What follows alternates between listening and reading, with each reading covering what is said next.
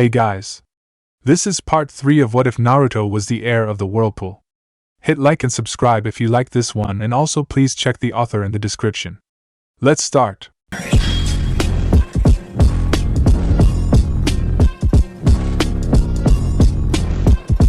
Chapter 11. Genryosai Uzumaki sat on his throne massaging his forehead, trying desperately to fight off the migraine that he felt creeping up on him.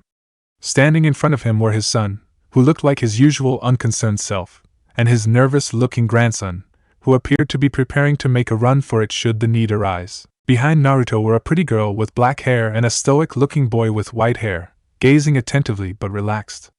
From what Genryosai had heard, both children were rarely out of Naruto's presence since he'd met them in Water Country. Explained to me again how a diplomatic envoy that was to subtly remind the Water Daimyo and Mizukage that our clan was a dangerous enemy ended with the dead Kage, and the Water Daimyo now saying that Whirlpool is not only aiding, but that we orchestrated the recently started rebellion against him? Asked Genryosai, frustrated. The daimyo's claims are unfounded and impossible for him to prove. He is only trying to lay the blame at someone else's feet, started Kenshin. So the ship full of supplies and provisions that you ordered to meet someone in the rebel-controlled port town on the south coast of Water Country is a completely unrelated matter, son? Asked Genryosai. Kenshin answered, unworried that he had been caught. It was a debt that was owed to someone who helped our clan. I promised that we would grant them help in return. And Uzumaki always keeps their promises, father. Yes, a Materimi. She is the leader of one of the 3 groups involved in the conflict in Water Country. The fact that you are helping her will make it look like the daimyo is right about us being involved in his country's civil war, said Genryosai. Kenshin was surprised to hear that. I was not aware that she led the rebel forces. And what do you mean one of 3 groups involved? What other group would be involved in this war? Asked Kenshin. It appears that the people of Water Country are split into 3 groups. The bloodline users and their allies are led by Materimi. What you may not know is that the Mist and the daimyo have split up into different sides of this conflict. That is unexpected, father.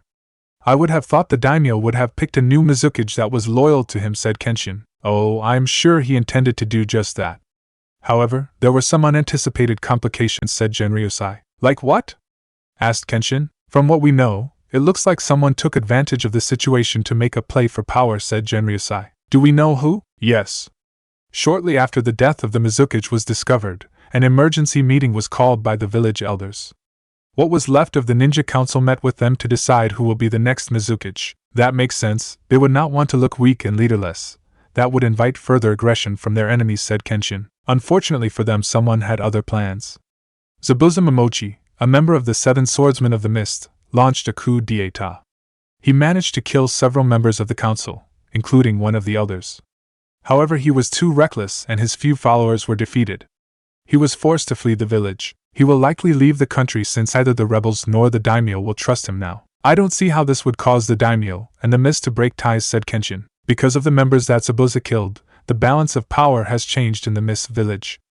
The few surviving members of the council that now run the village are not as strongly supportive of the daimyo's bigotry against bloodline users. While they don't intend to let rebels take control of the village, the council doesn't want the daimyo to place another Mizukage that will continue a genocidal crusade that is weakening their military strength, said Genryosai. Basically, the 3 sides are fighting among themselves for different reasons, said Kenshin. Yes, it appears that Water Country will be in a state of civil war for the foreseeable future, said Genryosai. If it is, it's not our concern, said Kenshin. Genryosai would have to see if his son felt the same way after he made Kenshin deal with all the political problems this would cause Whirlpool.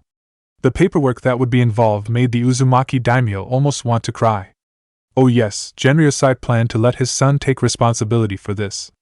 But for now there were other things to deal with. Very well, son, we will talk about this at a later time. For now, how about you explain to me how you left with 1 child in your care and returned with 2 extras? I'm interested in hearing that particular story, said Genryosai in an amused tone of voice. Don't ask me, father. That would be all Naruto's doing. It appears that he has inherited my sister's tendency to act first and worry about the consequences later, said Kenshin. Hey! Said Naruto, who resented that idea. So Naruto, why don't you introduce your 2 friends, said Genryosai. Naruto stood a little straighter as he spoke. Grandfather, let me introduce you to Haku, Naruto said, motioning to the girl standing to his left. It is an honor to meet you, Daimyo-sama, Haku said with a bow. Haku is a descendant of the Yuki clan that is thought to have been wiped out during the last war. I have seen her use the ice release bloodline. She only discovered she had it recently, so she has little control over it. I am hoping to help her get better control over her ability. Genryosai had to admit he hadn't expected that. The girl had gentle look to her, she and an aura of kindness. He hadn't expected her to be from a clan with a bloodline limit.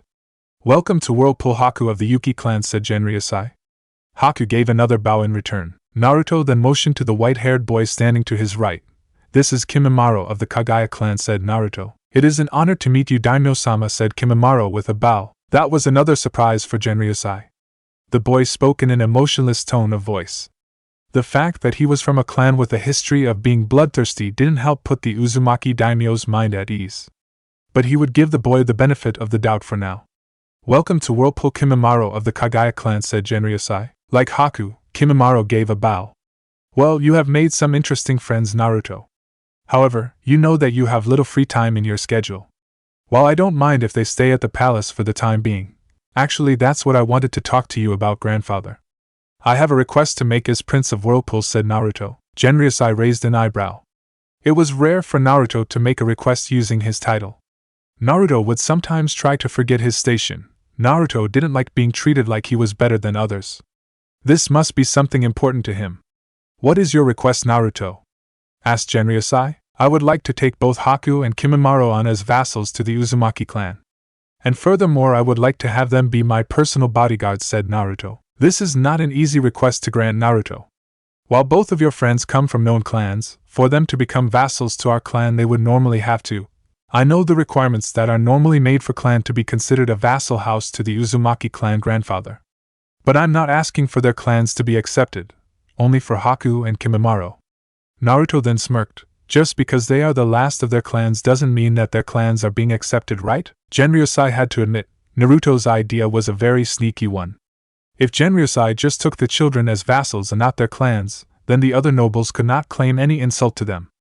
After all, for a clan to become a vassal house to the Uzumaki clan was considered a great honor. The other clans had earned the honor through serving the Uzumaki clan and Whirlpool in some way. For many it had taken generations to earn the honor. Very well, Naruto. I will grant your request. From this day forward, Haku of the Yuki clan and Kimimaro of the Kagaya clan are accepted vassals and the personal bodyguards of Naruto Uzumaki. Naruto and Haku smiled widely. Kimimaro didn't smile but still managed to look pleased. It will be hard work for all three of you, so I hope you're all ready for it, said Genryosai. From the looks on all their faces though, all three of them were ready for anything. It was decided that Haku and Kimimaro would join Naruto in his training, all except the training exclusively for an Uzumaki. Most of Naruto's teachers welcomed the new additions. In fact, only Hai complained about having to babysit more children. The other instructors enjoyed the attention of the extra students. Megumi took special notice of Haku, whom Megumi reported was a natural when it came to medicine. Haku also got the attention of Shigeru because the girl was easily able to learn the use of several weapons, especially thrown weapons like shuriken and saman. Sasuke and eventually Hai took a liking to Kimimaro. They had both fought against members of the Kagaya clan, and knew what they were capable of. Kimimaro was a natural at taijutsu and Sano enjoyed training him. Kimimaro also had a gift for kenjutsu, and Hai put some extra time into those training sessions. The teachers quickly understood that the children would make a formidable team. Haku would be the medic while also offer long-range support. Naruto would be the leader and be a mid to close-range fighter by combining ninjutsu, kenjutsu, fuinjutsu, and taijutsu. Kimimaro would be the close-range fighter by using powerful taijutsu and kenjutsu. Everyone in the palace was able to tell the difference in Naruto now that he had children his age to be around with. Before, he was always smiling and laughing, but one could also see some loneliness in his eyes. Every child needed friends, and now Naruto had some. There was more emotion, more happiness in his eyes, his smiles were brighter, and he didn't look like something was missing from his life anymore. Naruto now had friends that would always be there to help and protect him. Unfortunately for some of the people in the palace, he also now had 2 additional accomplices to help him play pranks on them too. In the Leaf Village, Hinata was happy to finally receive a letter from Naruto. The last one she got from him was over a month ago, when he told her that he was going on a trip to Water Country. In the letter, Naruto told Hinata about his trip and what happened in it. Naruto also told Hinata that he finally made some friends his own age. Hinata knew better than anyone how Naruto felt. She didn't have any friends until she met Kiba and Shino a few months ago, so she was happy for Naruto. But even though she was happy for him, she couldn't help but feel an odd feeling when she looked at the picture that Naruto sent her. In the picture, Naruto stood in the middle with a stoic-looking boy with white hair on his right and a very pretty girl with black hair on his left. All three of them were wearing Uzumaki training kimonos that Hinata herself used when she trained with Naruto while she was in Whirlpool. Naruto had his arms crossed over his chest and was grinning brightly. He was really happy. It was only that the smiling girl was standing awfully close to Naruto, in Hinata's opinion anyway, that was making Hinata feel something unfamiliar. She couldn't put her finger on it, and it was bothering her. She would have to ask her mother about it later. Hinata put away Naruto's letter and got ready for school. There was an air of excitement in the class today. The reason for it was that today was the first taijutsu tournament. Iruka-sensei had told them last week that they would compete in a single elimination tournament so they could help with the class rankings. So far they only had rankings in academics and most students didn't care about those. Hinata was ranked second in academics behind Sasuke Uchiha and just over Sakura Haruno, something that really upset the pink-haired girl. "So, how do you think you'll do?" asked Kiba as they walked outside the classroom. "I don't know," answered Hinata honestly. "I think Hinata will do well in the tournament. Since the boys and girls are not fighting each other, it is logical to conclude that Hinata, with her training in the gentle fist style, will have a strong advantage over the other girls," said Shino. "But we are not allowed to use chakra," said Hinata, "like you'll need it. The only real competition you might get is from Ino, and even then it shouldn't be anything you can't handle," said Kiba. Hinata blushed at the praise she got from her friends. "Thank you, I know both of you will do well too," she said. "That's right. I get to finally put Sasuke in his place," said Kiba with confidence. Hinata smiled at her friend while Shino just shook his head. As her friends had predicted, Hinata made it to the final round without much effort. It seemed that not many of her female classmates took their training seriously. Also, as Shino and Kiba had predicted, Hinata's final opponent was Ino Yamanaka. Ino was feeling rather smug since she had just beaten Sakura in the previous round. "One more win and Sasuke will see that I'm the only girl for him," said Ino with confidence. Hinata heard many of the girls argue with Ino, but she didn't answer. Hinata just assumed her gentle fist stance and prepared for the match. "Ready? Okay, begin," said Iruka. Ino charged at Hinata with her fist raised. Hinata was able to avoid Ino's rather uncoordinated attacks easily. After only a couple of minutes, Ino was breathing heavily while Hinata didn't even look warmed up yet. "Why are you only dodging? Are you afraid to fight me?" yelled Ino between breaths. "No, I was only getting a feel for your fighting style," answered Hinata calmly. "I think I have seen enough," she said, and before Ino could react, Hinata charged at her. Ino could do little to block Hinata's assault. Even without the use of chakra, the palm strikes that Hinata delivered packed a punch, and Ino couldn't defend herself properly since she was already tired from her futile assaults. With a final strike to the chin, Ino was knocked to the floor. While she was still conscious, it was obvious that she was not getting back up. "Winner of the match is Hinata," said Iruka. Hinata blushed a little, and with a small bow she left the ring. As she was making her way to where Shino and Kiba were standing, Hinata heard someone speak to her. "Congratulations, that was a good match." Hinata turned to see that it was Sasuke Uchiha that had spoken to her. She was surprised since Sasuke rarely gave praise to anyone. Hinata was not surprised that she was getting death glares from all the other girls in the class. "Thank you, Sasuke, and good luck in your match," she said. Sasuke gave her a nod, then stepped into the ring. The final match for the boys was between Sasuke and Kiba. "What did Mr. I'm so cool want?" asked Kiba. "Just to congratulate me on my victory," she said. "Good luck in your match, Kiba," she told him. "Thanks, Hinata," he said as he made his way to the ring. Shino, who had been beaten by Sasuke in the previous round, stood next to her. "It appears that our female classmates didn't like that Sasuke gave you some attention," said Shino. Hinata shrugged. "I don't care about that," she said. "He has been staring at you when he thinks no one is looking," he said. Hinata turned to him in surprise. "What?" she asked. "Sasuke, he has been staring at you when he thinks no one is looking," he repeated. Hinata blushed a little. "Oh, I hadn't noticed," she said. "While I am not certain, his behavior could mean that he likes you," said Shino. "Apparently it's the opinion of every other girl in the class that Sasuke is attractive." Hinata was not sure where Shino was going with this. "I guess he is. But I don't really see him that way," she said. Shino stared at her for a second. "I see," he said, and much to Hinata's relief he turned to the match that was about to start. The moment Iruka started the match, Kiba and Sasuke charged at each other.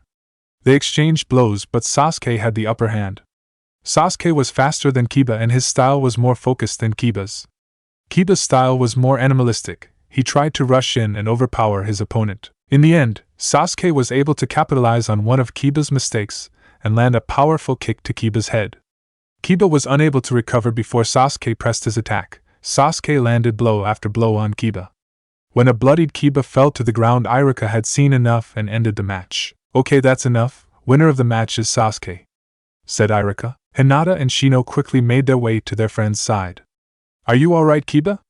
asked a worried Hinata. "Damn it, I lost," raged Kiba as he pounded the floor in frustration. "You tried your best, Kiba, and you did very well," said Hinata. "Hinata is right.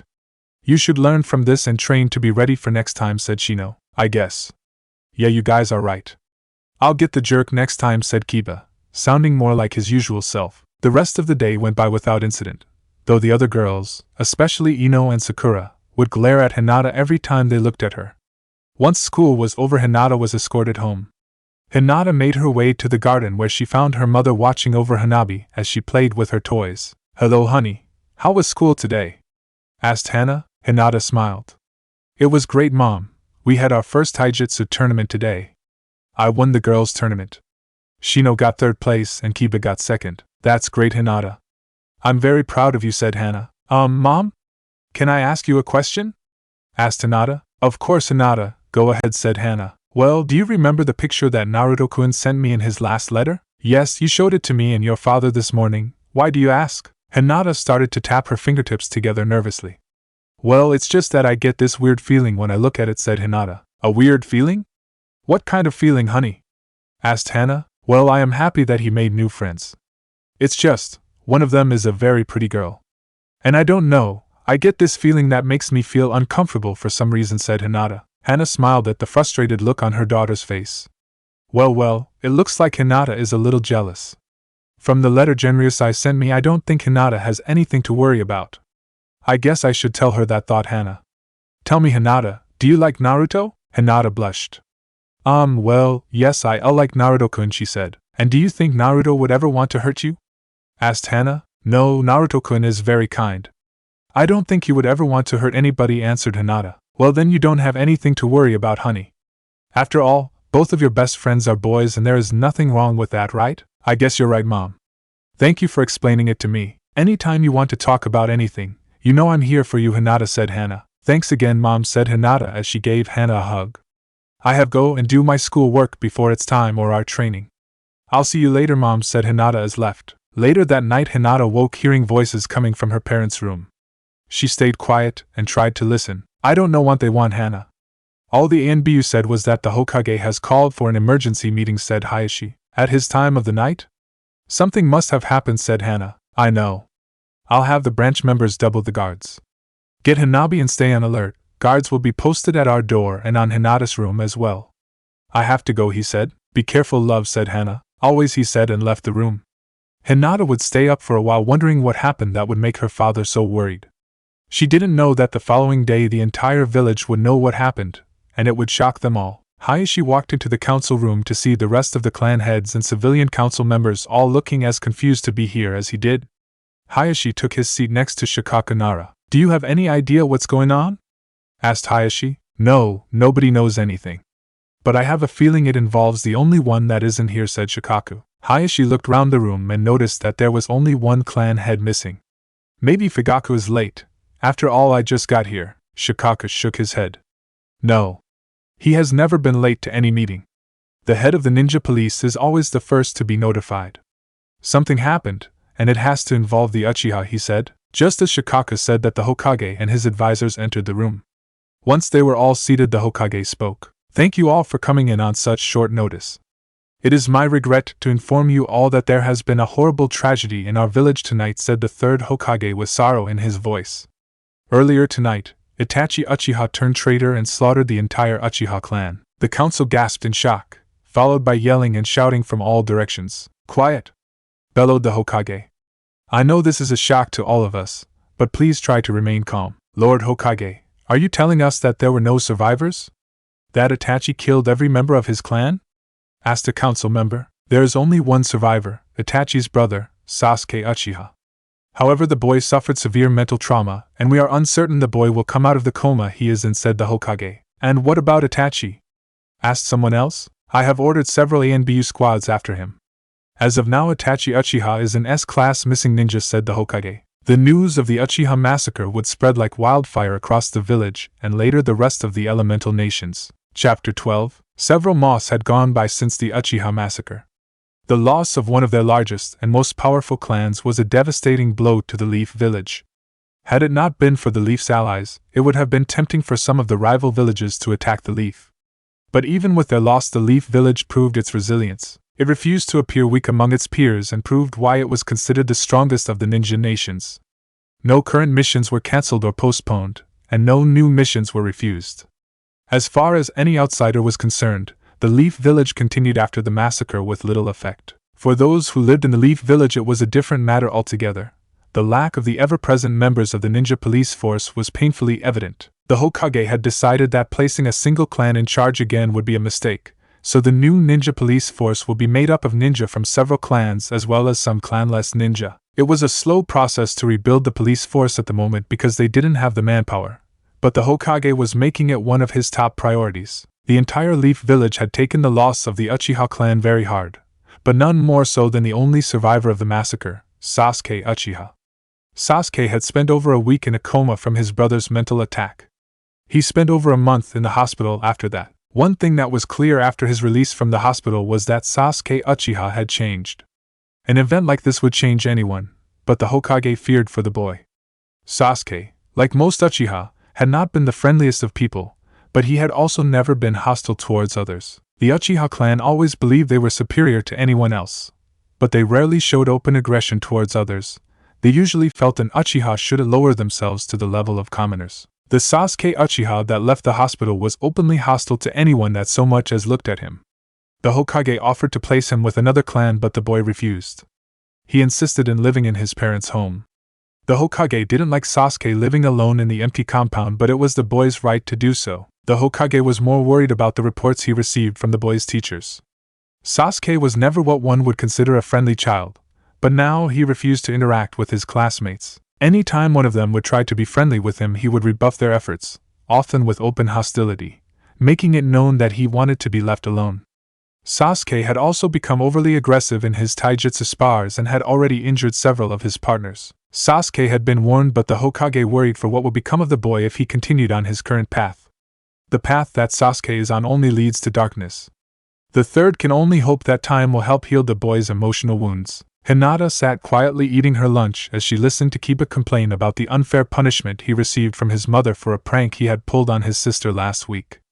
Hinata enjoyed spending time with her friends. Hinata hadn't made friends with many other children but was on friendly terms with several of her classmates. The girls in her class mostly ignored her, and that was fine with her. At least the girls stopped trying to get her for stealing Sasuke's attention after what happened to Sasuke's family. Hinata felt sorry for Sasuke. Her clan was not the closest of families, but she couldn't imagine losing all of her clan members like Sasuke did. Hinata was worried what the loss of his clan was doing to Sasuke. He was never really friends with anyone before. Now he reacted aggressively towards anyone that tried being kind to him. Hinata had tried to give her condolences, but only got a glare from him in return, and that was one of his more friendly reactions. "Hinata, did you hear me?" asked Kiba. "Oh, I'm sorry, Kiba. I didn't hear what you said. I asked if you're excited for the summer vacation. Your birthday is a couple weeks after school gets out, right? So, what are your parents planning?" "Well, my parents are taking my sister and me to spend the summer out of the country." Hinata hadn't told her friends about Naruto yet. She knew if she told them she was spending her summer in Whirlpool, they would ask why she was going there of all places. "Ah man, that means we won't get to see you on your birthday," whined Kiba. I'm sure Hinata's parents have a logical reason for this, Kiba. Perhaps they wish to spend some time as a family away from the village, Shino said, trying to calm Kiba down. "Yeah, I guess." "Well, there's always next year, right?" said Kiba with a grin. Hinata couldn't bring herself to let him know that she would be spending all of her summers in Whirlpool. In Whirlpool, one of the many assistants of the Uzumaki clan walked warily into the daimyo's office.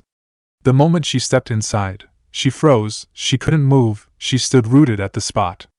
She was staring into a pair of piercing violet eyes, into the raptor gaze of an Uzumaki. The eyes flicked towards the stack of papers that were held in her hands, and she saw them narrow into a smoldering glare. Excuse me, Uzumaki-sama, but here is more paperwork that needs to done by tea today." The assistant hurriedly walked forward and placed the papers on the desk. After giving a quick bow, she fled the office as fast as she could. Meanwhile, the pair of violet eyes kept glaring at the paperwork, as if the owner believed that if he glared at them hard enough the papers would disappear. Sadly for him, the paperwork stubbornly remained. You know, if you didn't keep scaring away every woman that looks at you, you might actually get laid once in a while. It was a familiar and amused voice that got the Uzumaki's attention. What do you want, Sano? As you can see, I'm rather busy. Kenshin knew better than to talk to Sano about his sex life. I can see that. Sano chuckled. Your old man's still making you do all his paperwork, huh? Yes, growled Kenshin. I thought he would get over it by now. Oh, I'm sure he did. My father is just enjoying his free time a little too much. But today is the last day I have left of this torture. Yeah, I get now why you never really wanted to be daimyo. It's a pretty boring job. Is there a reason you're here, Sano? Asked Kenshin. Today is the day. Sano's tone was no longer an amused one. You don't have to go alone, you know. I can go with you if you like. I'm not going alone this year. I plan on asking Naruto to accompany me. Kenshin's answer surprised Sano. The only person that Kenshin ever took to this yearly appointment was his sister Kushina when she was alive. That means you'll have to tell him what happened. You know that, right? Asked Sano. I know. Well, I know how hard it is for you to talk about it. Naruto will understand. I'm sure of it. Thanks, Sano. I'll leave you to your work then, later, Kenshin. Kenshin watched his oldest friend leave the room. He then reluctantly returned to work. I swear, she's going to kill me one of these days, whined Naruto as Haku treated the many cuts he had received during weapons training. He, Haku, and Kimimaro were sitting in one of the training rooms after finishing a training session with Shigeru. Naruto-sama, I'm sure that Shigeru-sensei is much too careful for any of us to get seriously hurt, said Haku. Naruto didn't look convinced, but he knew how much Haku admired Shigeru, so he didn't bother arguing. It looks like your healing ability is taking care of your injuries just fine, Naruto-sama. I told you I didn't need medical attention, Haku-chan. You can never be too careful with your health and safety, Naruto-sama, right, Kimimaro? Asked Haku. Kimimaro simply nodded while Naruto muttered something that sounded like traitor. Fine, can we go now? My uncle needs me to go with him somewhere later, and I need to get ready, said Naruto as he stood up from where they were sitting. As they made their way out of the training room, Haku asked Naruto a question. Naruto-sama, did you receive another letter from Hinata-sama? She is coming to visit soon, is she not? A huge smile lit up Naruto's face. Yes, she is. Hinata-hime told me that the academy is almost out for the summer, and she and her family will be arriving in a couple of weeks. I'm really looking forward to seeing her again. Naruto was happy to have Haku and Kimimaro as friends, but he still missed Hinata, who would always be his first friend. I also look forward to meeting the girl that will one day be Naruto-sama's wife, said Haku, causing Naruto to blush. It was still weird think about that for Naruto. Hinata is really nice, and sure you both will like her. My grandfather is planning a big party because her birthday will be a few days after they arrive. The three of them continued to talk about what the next few weeks would be like with the Hyuga visitors. Naruto shared everything with his friends and they did the same, well, Kimimaro to a much lesser extent, but it was the thought that counts. Several hours later, Naruto found himself walking alongside his uncle in a part of the People's Palace that he had never been before. Of course, with a massive palace like this one, there were many areas that Naruto had never seen. This was different, however. The last door they went through had several guards watching it, and once inside there was nobody around. The only thing that Naruto knew for sure was that they were in one of the lowest levels in the palace, well beneath the ground floor. They walked through a long and wide corridor lit by the many torches that lined the walls. The walls were made of white marble similar to the one used in the Garden of Life, but while in the garden the stone shone with life, here it had an eerie glow from the torchlights. They stopped when they got to a huge and ancient wooden door bearing the Uzumaki crest. Where are we, uncle? Asked Naruto. We are in the final resting place of the members of the Uzumaki clan, said Kenshin. Naruto's eyes widened slightly. That was the reason why his uncle wanted him to come alone. Naruto knew that the Garden of Life was where the founder of the clan was buried, but he never really asked about the rest of the Uzumaki clan. Now he had the answer. Kenshin placed his palm on a seal in the door, and it glowed for a second before the door slowly opened. Let's go. The cavernous Uzumaki crypt was sight to behold. Naruto could see hundreds of tombs much like the one in the Garden of Life, all of them in straight rows. Kenshin silently led Naruto deeper into the crypt. Naruto noticed all the tombs had some similarities. They all had the Uzumaki crest carved in the front, and they all had statues of men, women, and in some cases children, standing vertically above the coffin, as though guarding it. Naruto also noticed that nearly all tombs had a sword or in rare cases other weapons resting on them. The tombs that Naruto could see in the opposite direction from where he and Kenshin were headed are clearly much older than the ones they were walking toward. Naruto saw that to his left there were empty spaces that he could assume were for future tombs to be made. When a member of the Uzumaki clan is born, or added by marriage, a place is prepared for them in this crypt. The hundreds of statues here have been sculpted by our finest artists in the likenesses of our clan members to honor our fallen, said Kenshin with more feeling in his voice than was usually heard. Naruto started to pay more attention to the faces on the statues after that. These were his ancestors, his family. Naruto was so focused on the statues that he nearly ran into his uncle, who had stopped walking. Kenshin stopped next to the statue of a woman with long hair. She was around his uncle's age and was very beautiful. "This is my mother, your grandmother," he said. "Grandmother?" Naruto asked. Naruto felt his eyes start to water. While his grandfather had often spoken to him about his mother Kushina, his grandmother was rarely spoken of. Naruto knew very little of her. "She died while giving birth to me. I never met my mother much like you never met yours. Father took her loss very hard and hardly ever speaks of her. What little I do know about her, like you, I learned from others." Naruto didn't know what to say, so he remained silent. He did notice 3 empty tombs to the left followed his grandmother's. Naruto realized they were likely for his grandfather and uncle, and "Your mother should have been here," said Kenshin as he pointed to the following empty tomb. "The leaf refused to return her body, claiming that when she married your father she joined his clan." They are technically correct, but that doesn't lessen our anger over it. Naruto was angry too. His mother should be here with her family, here with him. This was just another reason to never trust that place again. The leaf had betrayed the Uzumaki clan too many times. One day Naruto would make sure they paid for it too. Naruto was going to ask something until he noticed that his uncle had walked past the empty tombs to stand in front of what looked like the newest additions to the Uzumaki crypt. Kenshin stood in front of the tomb of a young woman in her early 20s, a woman with long hair, and dressed in a regal kimono. She was very pretty. What made Naruto's heart break was the small statue on the tomb next to the woman's. It was the statue of a small boy with his hair in a ponytail much like his uncle's. The boy couldn't be any older than 4 or 5 years old. Naruto saw his uncle place a hand on the little boy's tomb. Naruto turned to look at his uncle, and for the first time he could remember, he wasn't met with a piercing stare or a cool, stony look. For the first time, Naruto saw real emotion in his uncle's face. He also saw deep, almost overwhelming pain in his uncle's eyes. "Who are they?"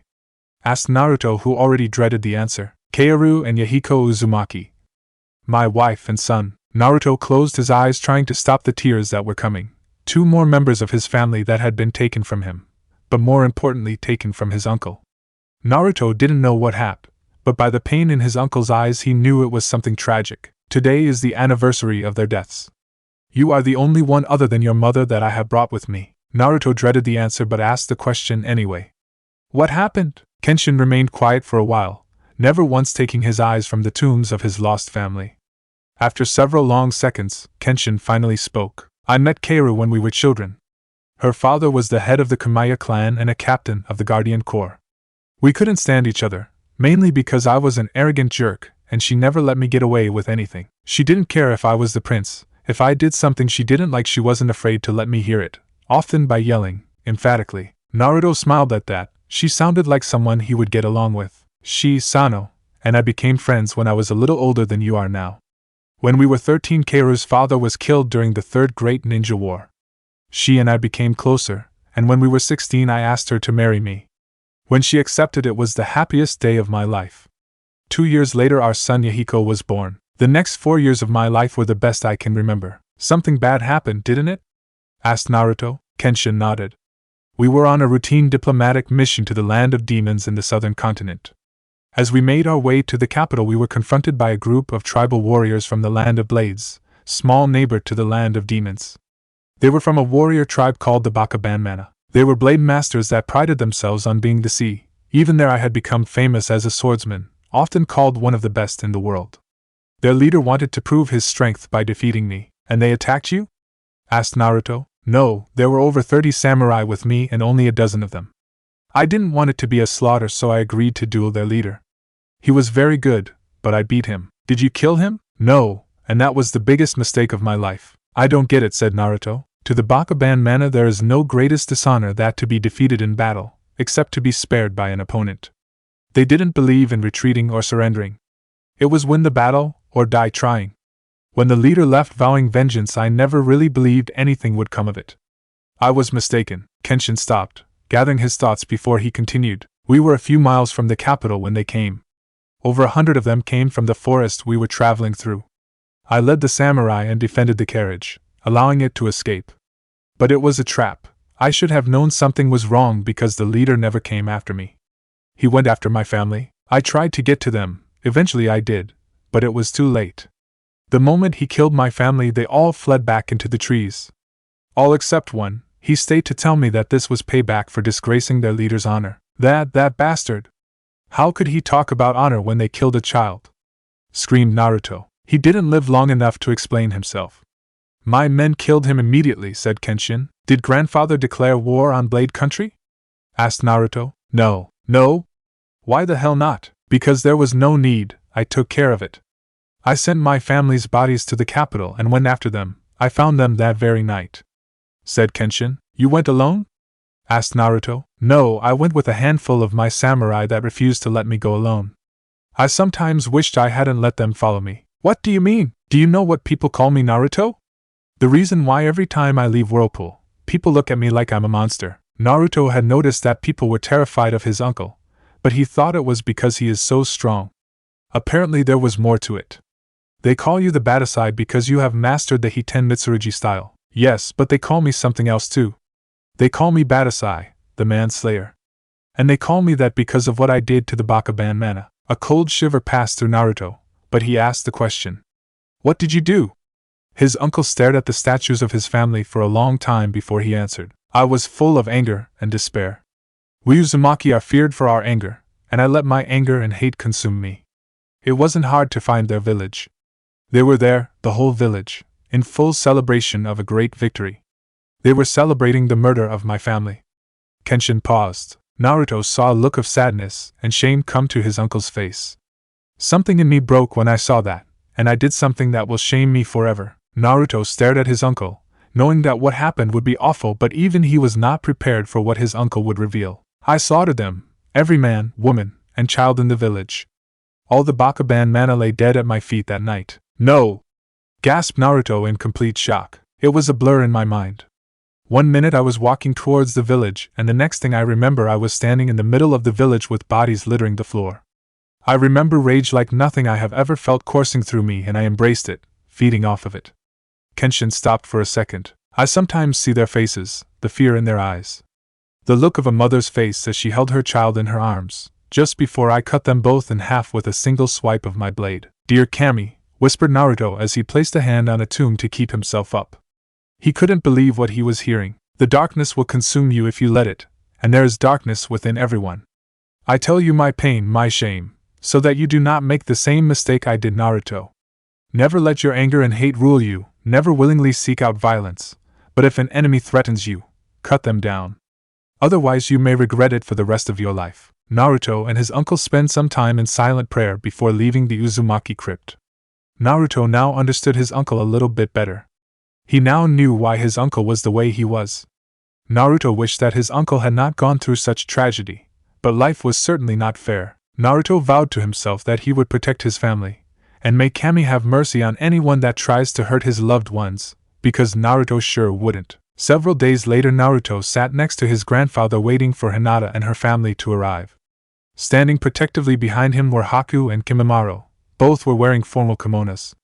Naruto was doing his best to hide his excitement, but his family and friends knew how happy he was to be seeing the Hyuga heiress again. When the door to the throne room opened and a group of people wearing white robes were led in, Naruto's face lit up at the sight of the older of the two girls in the group.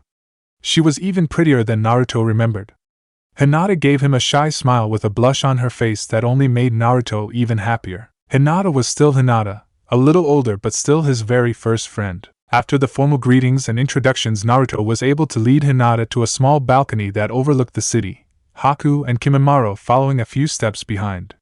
Once alone, Naruto finally acted more like himself. Hinata-hime! I'm so happy to finally see you again. I can't believe it's been almost a year, said Naruto. Hinata smiled, Naruto was always so full of life. I miss you too, Naruto-kun. Hinata glanced at the dark-haired girl and white-haired boy standing guard at the door. Naruto saw this and almost smacked himself for forgetting to introduce his friends. Hinata-heim, these are my vassals, but more importantly they are my best friends. This is Kimimaro of the Kage clan, said Naruto as he motioned for Kimimaro to come closer. Kimimaro stepped closer and bowed to Hinata. It is an honor to meet you, Hinata-sama, he said in a tone of voice that reminded Hinata of Shino. It is nice to finally meet you as well, Kimimaro-san. Naruto often speaks about you in his letters. Giving Hinata another bow, Kimimaro stepped back to stand next to Haku. And this is Haku of the Yuki clan, said Naruto as he motioned for Haku to step forward. It is an honor to finally meet you, Hinata-sama, said Haku with a smile and a bow. It is nice to meet you as well, Haku-san, said Hinata. Hinata tried very hard to suppress the feeling of jealousy that was rising in her chest. Haku was very pretty, prettier than her, Hinata thought. And this girl gets to spend every day with Naruto. Hinata had to remind herself of what her mother said. It wouldn't be fair to Haku, and it wouldn't be fair to Naruto if she treated his friend in a disrespectful manner for no apparent reason. Still, why did Haku have to be so beautiful? Hinata spent the next few days joining Naruto and his friends during the day, both in training and in their time off. Hinata was happy to learn that once she ignored her slight feelings of jealousy toward Haku, that she actually got along well with the black-haired ice user. Before the week was over, Hinata was becoming a close friend with a girl her own age for the first time in her life. Hinata's birthday was a huge party in the palace. Several nobles and other important people were invited, but Hinata mostly spent her time with Naruto and his friends and her own family. Hinata received a mountain of gifts much like Naruto did during his birthday last time she was here, but the only gift she really cared about was the one she got from Naruto. It was a beautiful gold bracelet with 2 charms on it. One was a replica of the Uzumaki crest and the other of the Hyuga crest. Hinata loved it. The rest of the summer went by too quickly for Hinata's liking. Naruto's birthday was a huge festival that the entire city celebrated. Hinata spent all day with Naruto, Haku, and Kimimaro as they explored the city and interacted with the people. Hinata also enjoyed training with some of Naruto's teachers. Kurama was a very nice man, Uriya was strict but fair. Urahara and Sanosuke were funny. Shigure was different, and Hai was scary. Hinata and Naruto traded stories about their friends. Naruto really liked the ones about Kiba pulling pranks but made sure to tell Hinata that he and his friend had pulled better ones.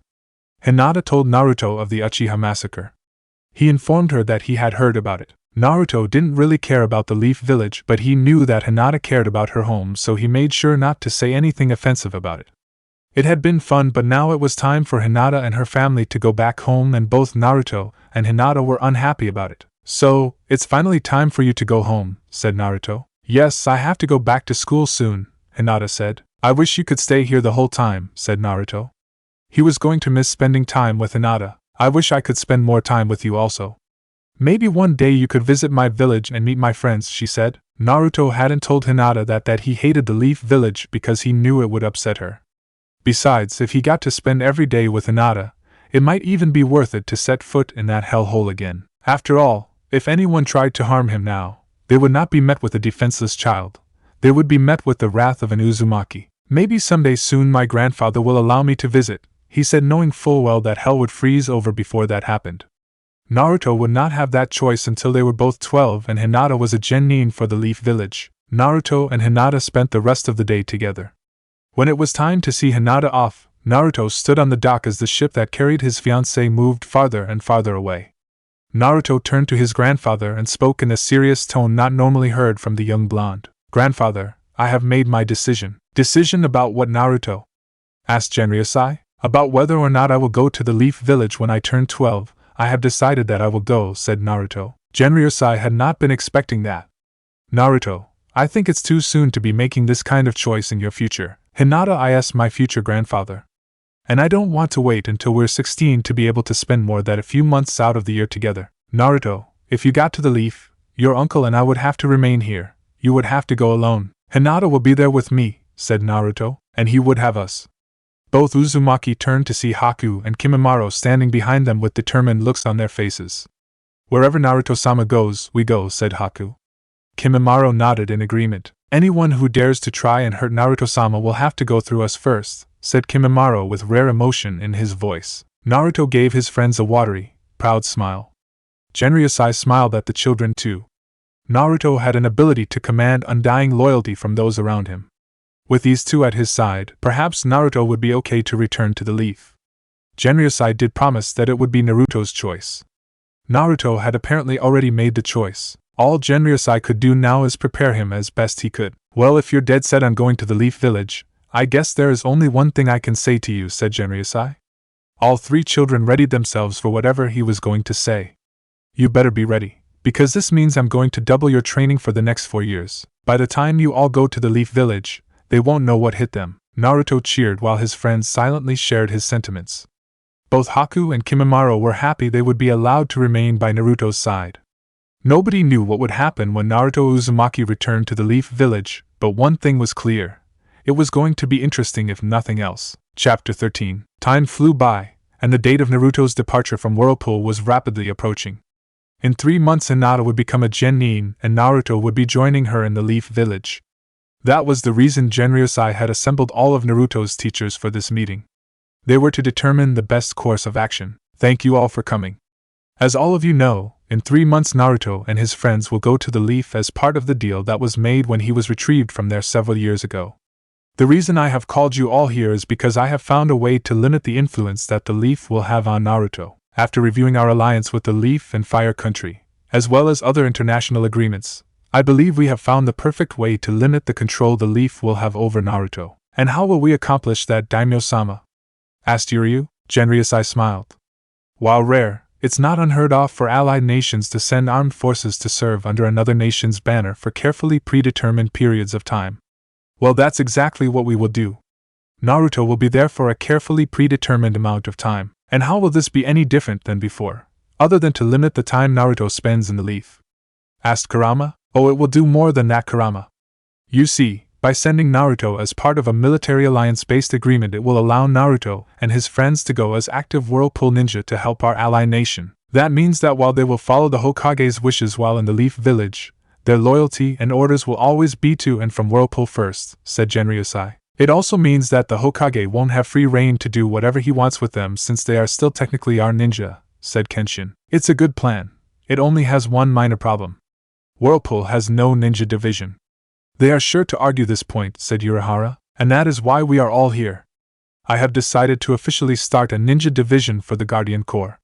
I want one of you to become the captain of this new division and as a result, become the official sensei to Naruto's team, said Genryusai. So, let me see if I have this right. You want one of us to give up our position on the Guardian Corps, so we can become the captain of a division that doesn't exist, just so we can go and babysit the brats when they go to the Leaf? Hi, what, Kurama? You're not actually entertaining this idea, are you? The Leaf cannot be trusted. Someone has to go to keep an eye on them, answered Kurama. If they just need a babysitter, then just send that useless oaf, said Hai, and he pointed at Sano. It's not like he actually does anything useful around here. You want to say that again, short stuff. Just don't blame me when you end up in the hospital. Again. Sano answered as he glared at the smaller man. Hai glared back. He didn't like to be reminded of what happened to him the one and only time he fought the taijutsu master. All you do is eat, sleep, and gamble. You're not even an official member of the Guardian Corps. You forgot that, unlike you, I'm also a ladies' man. Sano said with a huge grin on his face that just pissed Hai off even more. That's enough, said Genryusai. Sano was one of our top choices because he is one of the strongest men in the world. Unfortunately, we decided against sending him. Sending one of the Roku Kyoshu will make other nations nearby as nervous as the Leaf will be. We don't want that after the episode with Water Country a few years back, so Sano will not be able to go. Then this is a difficult choice to make. We all love Naruto, but we all have roles that are vital to the safety and well-being of Whirlpool. Said Uryu. I will go. Everyone turned to the only woman in the room in slight shock. Are you sure, Shigeru? What about the spy network? Asked Kurama. Yes, I can handle the information without needing to be here. Besides, I like training the children, she said with rare depth of emotion in her voice. Well, that was easier than I thought. And I'm sure Naruto will be very surprised to know who will be his official sensei. Genryusai could almost picture Naruto's horrified face when he finds out Shigeru will be the one to be his sensei. This meeting is over, you are all dismissed. In the Leaf Village. Back in the Leaf Village, the council was having a meeting of their own.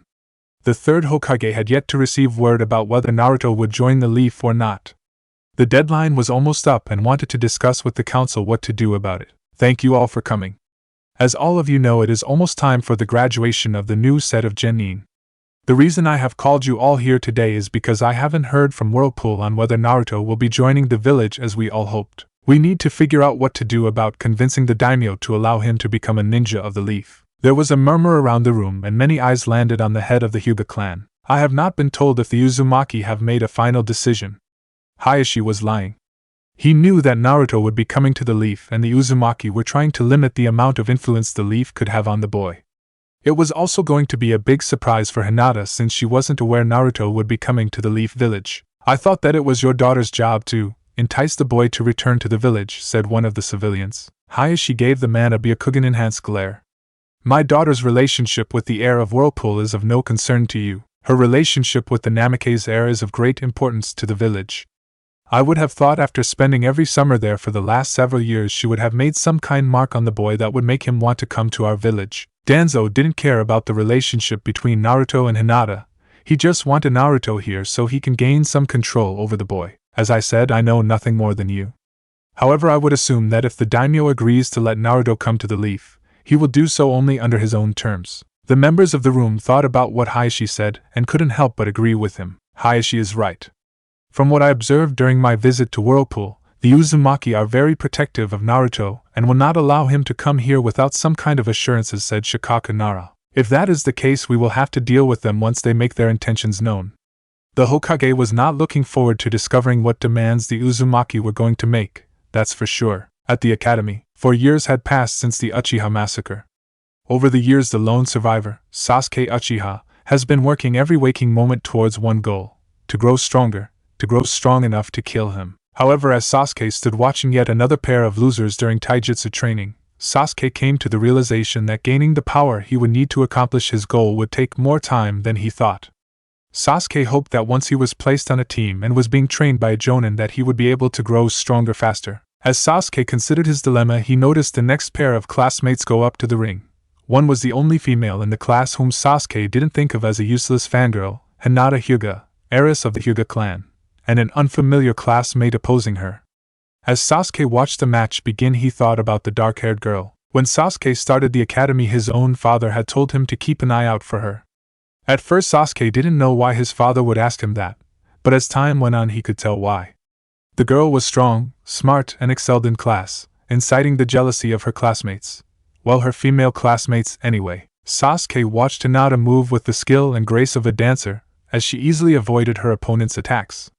It was then that Sasuke began to think. There was a goal he had other than killing him. That goal was to restore his clan, and to restore his clan he would need a wife. He couldn't take just anyone as his wife. As Sasuke glanced around, his eyes landed on a pair of girls, one with blonde hair and the other with pink hair. Sasuke mentally shuddered at his wife couldn't be a pathetic loser like the ones he was surrounded by every day. He looked back towards Hinata. She was strong and came from a noble clan that had a powerful bloodline. Sasuke also, though Hinata was very pretty and would only grow more beautiful when she grew older. Simply put, Hinata was the best: strength, smarts, beauty, and a noble birth. Hinata was the only one good enough to be the future matriarch of the Uchiha clan. Sasuke didn't know how long it would take him to be strong enough to complete his first goal, so he might as well work on his second goal in the meantime. Hinata was enjoying lunch with her friends as she usually did at school. Kiba was again complaining that he couldn't wait to graduate and be placed on a team. Hinata was looking forward to starting her life as a genin. The only sad part was that she would not be able to go to Whirlpool this year and see her Naruto-kun. She also knew that he would never willingly come here. Over the years, Naruto had told her everything the Leaf Village had done, not only to him but to his clan. Hinata had to admit that his stories had seriously affected her opinion of the Leaf. Hinata was so busy thinking about Naruto that she didn't notice someone approaching her and her friends. "What the hell do you want?" snarled Kiba, who hated Sasuke for being an arrogant asshole. It was then that Hinata noticed Sasuke standing in front of her and her friends with a determined look on his face. "My business isn't with you mutt, so why don't you run along?" sneered Sasuke. "Bastard," yelled Kiba as he got up to fight, but Shino and Hinata grabbed him before he could. "If you have no business with us, then perhaps you should leave." "It would do you no good to remain here," said Shino, trying to defuse the situation. "My business is with Hinata, and it's a private matter that doesn't concern either of you. I would like to speak to her alone, so both of you leave." Hinata was so surprised that Sasuke wanted to talk to her she didn't respond immediately. Then Kiba replied for her. "Like hell, we're going to leave her alone with you. Why do you even want to talk to her alone?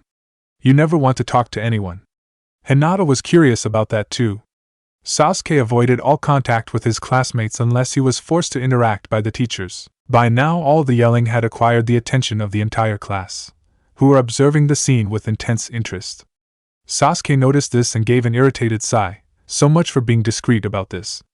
"Hello Hinata, I wanted to tell you that you fought well today. I see that you have grown very strong over our time in the academy." "Thank you Sasuke, you also fought well today." Hinata was not sure what Sasuke wanted. He had never complimented anybody since the death of his family. Hinata didn't miss the angry looks that were appearing on her fellow kunoichi. "Great, now they'll be mad at me again. At least it's only a few months before graduation," thought Hinata. "Thank you. Anyway, I wanted to tell you that I would like to get to know you better and would like to ask you out on a date," he said. Whatever Hinata was expecting, this was definitely not it.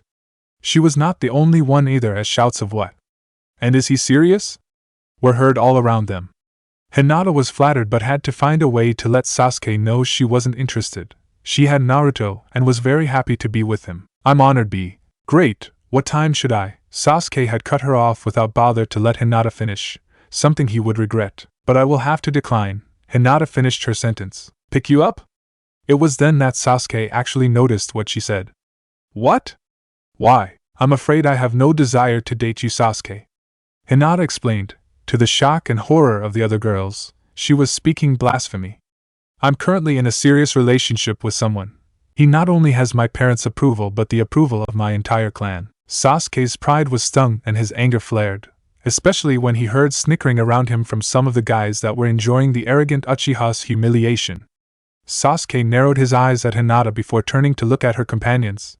Sasuke knew she had to mean one of them. Hinata hardly ever talked to anyone else. Knowing this made Sasuke's anger boil even more. She was refusing him for one of these losers. "So you would rather date one of these pathetic losers over me? An elite Uchiha?" snapped Sasuke, his nostrils flaring with indignation. "What did you say, you bastard? Shino, let me go. I'm going to kick his ass," yelled Kiba. Shino didn't let him go. "I would appreciate it if you didn't insult my friends, for they are just that, my friends," said Hinata. Sasuke had enough. He gave them one last sneer, then left to take out his frustration on a training post. Once Sasuke left, Hinata helped Shino try to calm an angry Kiba. None of the three friends noticed the death glares they were getting from a group of Uchiha fangirls. "I don't believe it! Why would Sasuke ask out that pale-eyed freak?"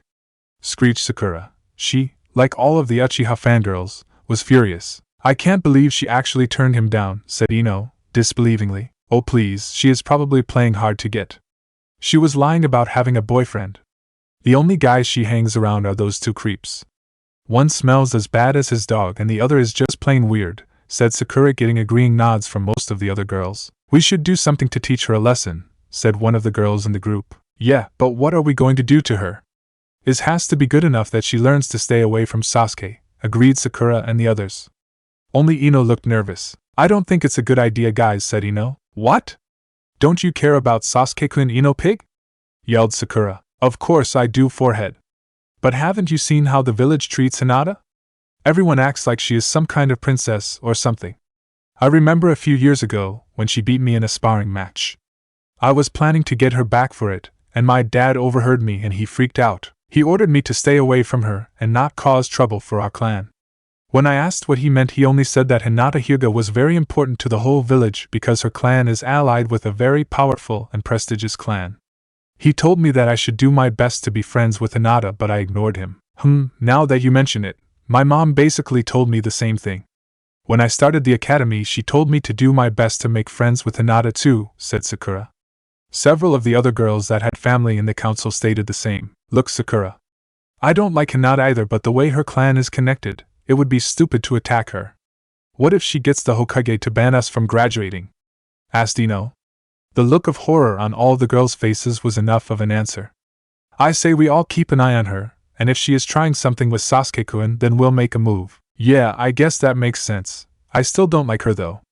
With the matter settled, the group left to find Sasuke in hopes of consoling the poor Uchiha.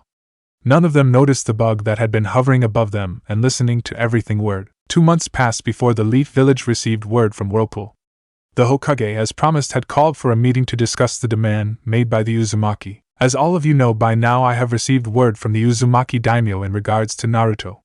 He has agreed to let him come, as long as some conditions are made. What kind of conditions, Lord Hokage?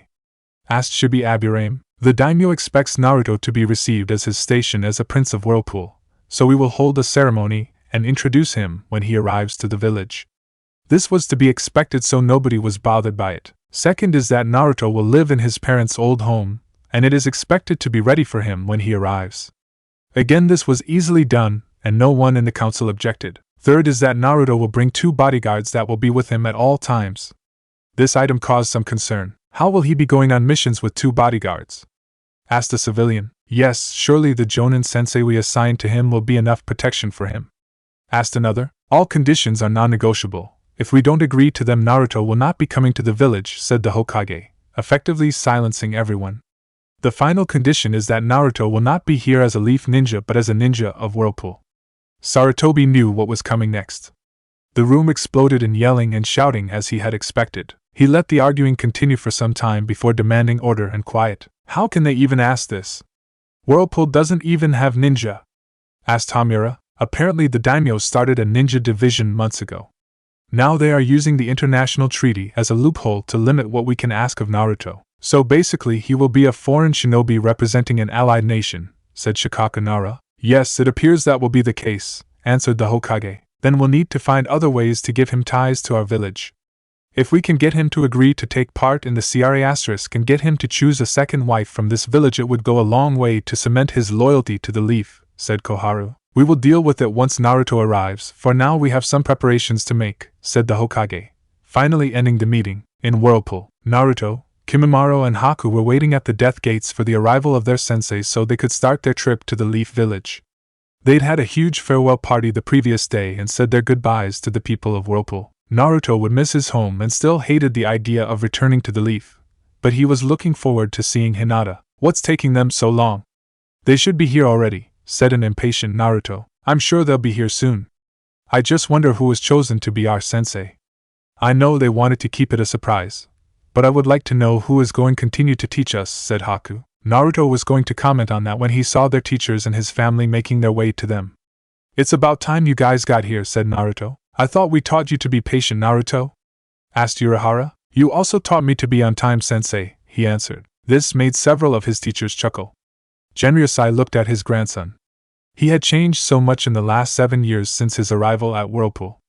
Naruto had changed from a malnourished and abused child to a strong, confident, and honorable young man. The Uzumaki daimyo was very proud of his grandson and his friends as they stood there, all 3 wearing the same dark blue kimonos they used for training. They had decided to make that their uniform not only because they were comfortable in them but because they wanted to keep the samurai look even while in a ninja village. We wanted to let all 3 of you know how proud we are. I know how difficult it will be for all of you to be away from home, especially how hard it will be for you, Naruto. I'm sure, however, that all of you will make Whirlpool proud. That is why I, Genryusai Uzumaki, daimyo of the land of Whirlpool, am proud to present you with these. Genryusai stretched his hand towards them, loosely holding 3 identical ninja headbands. These were much like any other headbands.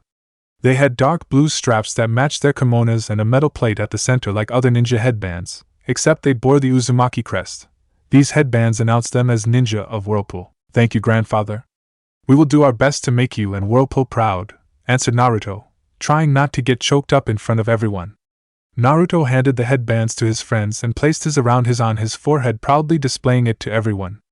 Haku and Kimimaro quickly did the same and proudly stood at either side of Naruto. I guess all that is left is to let you know who will be your sensei for the duration of your stay in the Leaf, said Genryusai. Naruto looked expectantly at his teachers, all of whom had amused looks on their faces. It was then that he noticed one of his teachers was missing.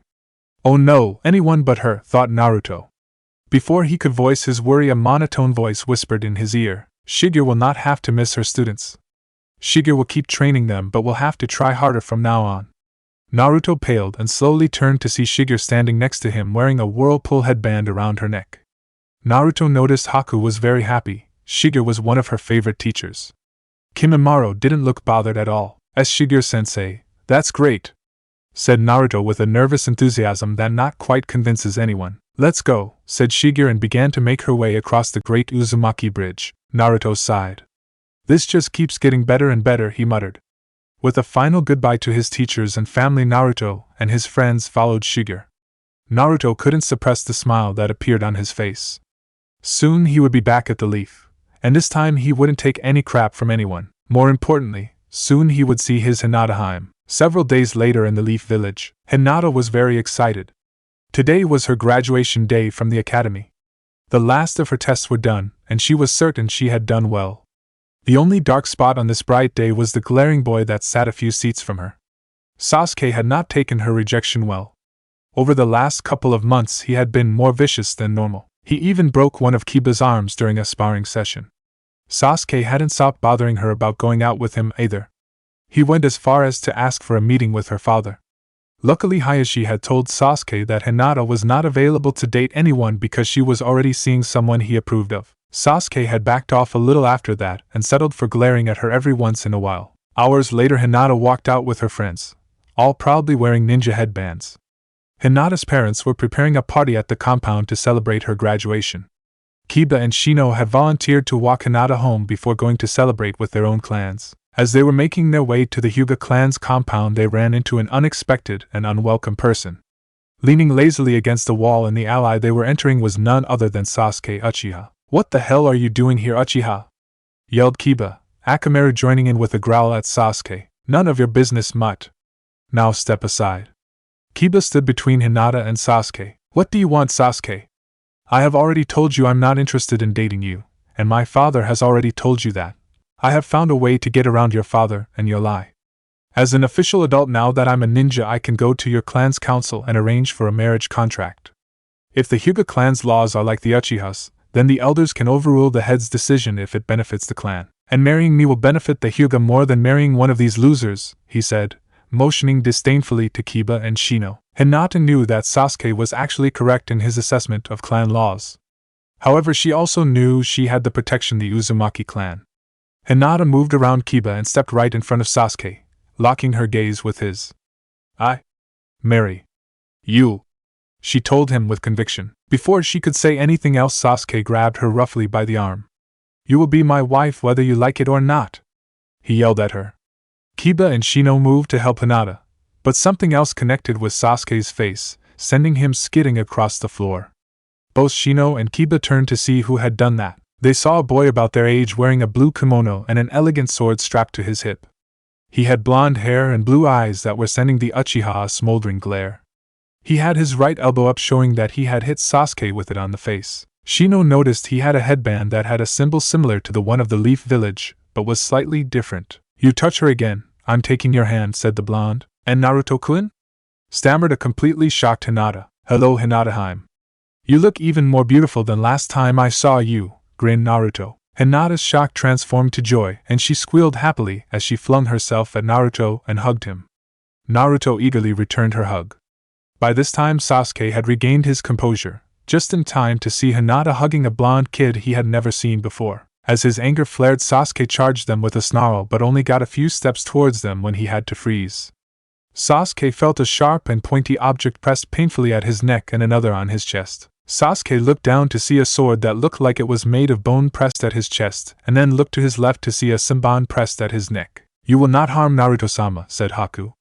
She and Kimimaro had moved quickly to stop this boy from attacking their friend. "Let him go, guys, he's no threat." "I was just letting him know not to touch my hime," said Naruto. Haku and Kimimaro reluctantly let Sasuke go and quickly moved to stand next to Naruto. "So, I guess you're Naruto, huh?" asked Kiba. Hinata had told them about Naruto 2 years ago, as well as the arranged marriage between Hinata and Naruto. Shino and Kiba told Hinata that as long as she was happy, they were happy for her. "Yes, I am. You two are Kiba and Shino, right? Hinata has told me a lot about you too." There was an annoyed bark from Akamaru. "Sorry, she told me about the three of you," said Naruto with a wink at the puppy that looked happy to be included. "Who do you think you are, fool? You dare attack me? I'm Sasuke Uchiha of the great Uchiha clan. I'm an elite ninja of the Leaf Village," raged Sasuke. Naruto raised an eyebrow.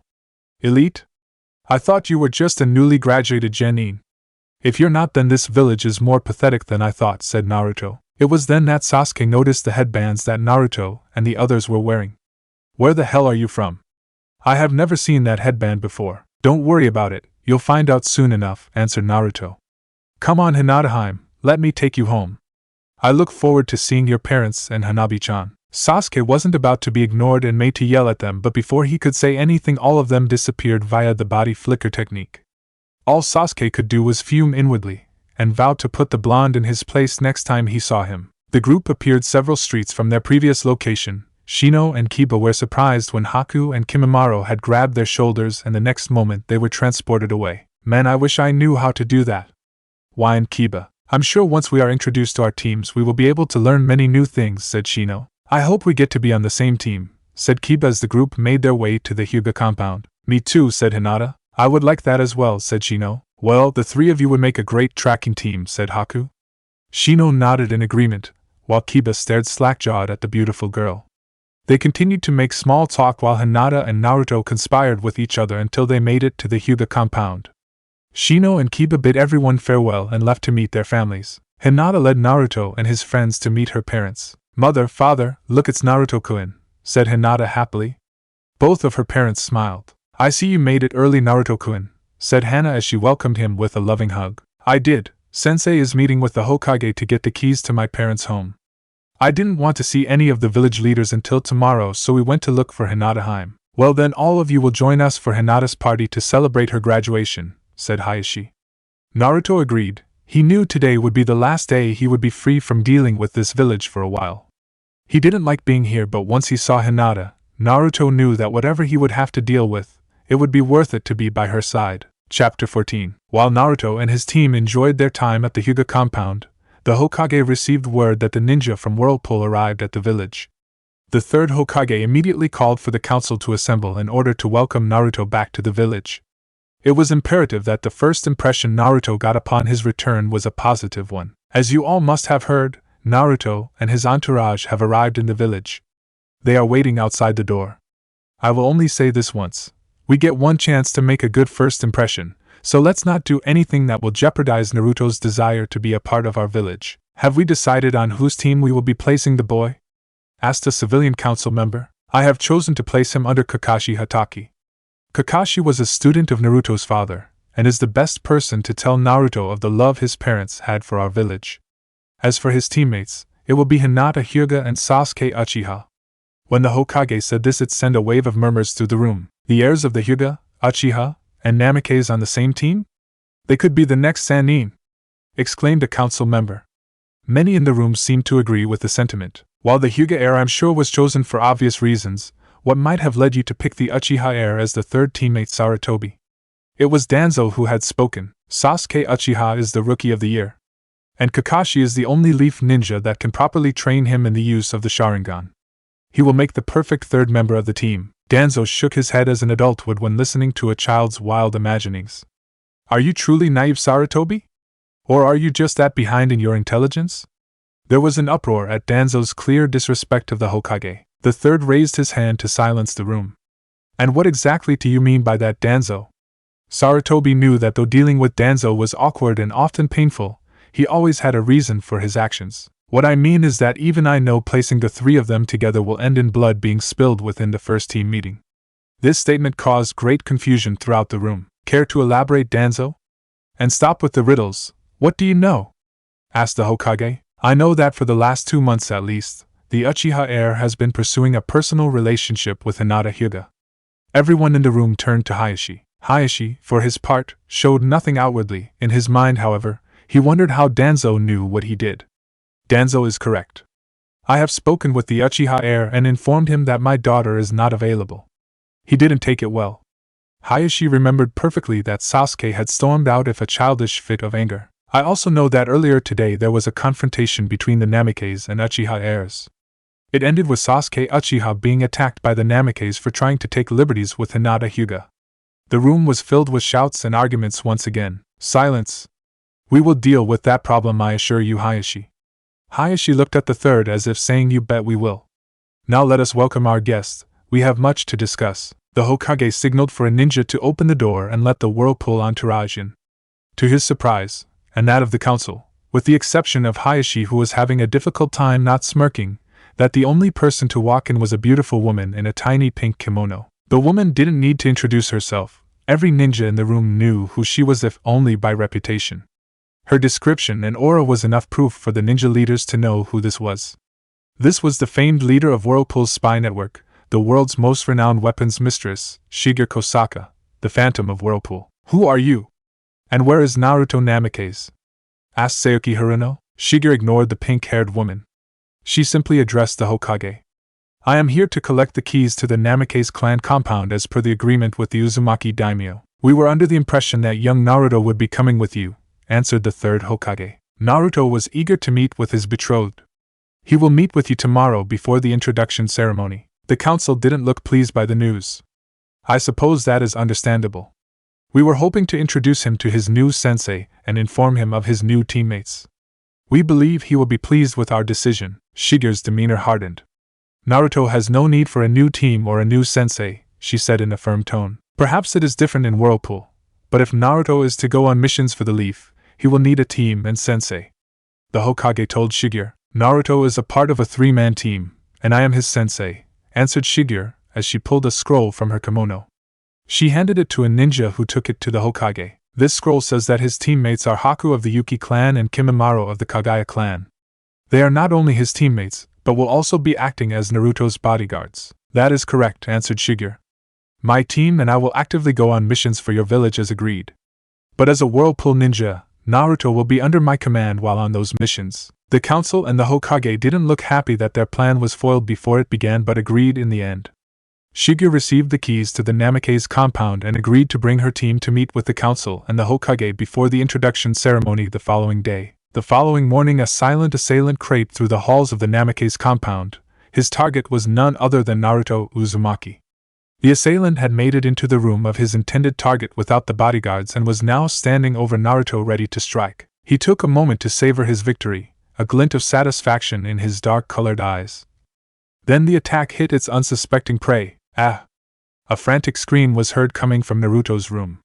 Kimimaro and Haku rushed to Naruto's room with weapons drawn and ready to defend their friend. What they were not ready to see was an enraged and totally drenched Naruto throwing shuriken at a small gray mouse that stood on his hind legs like a human and had a pink ribbon tied to the end of his tail.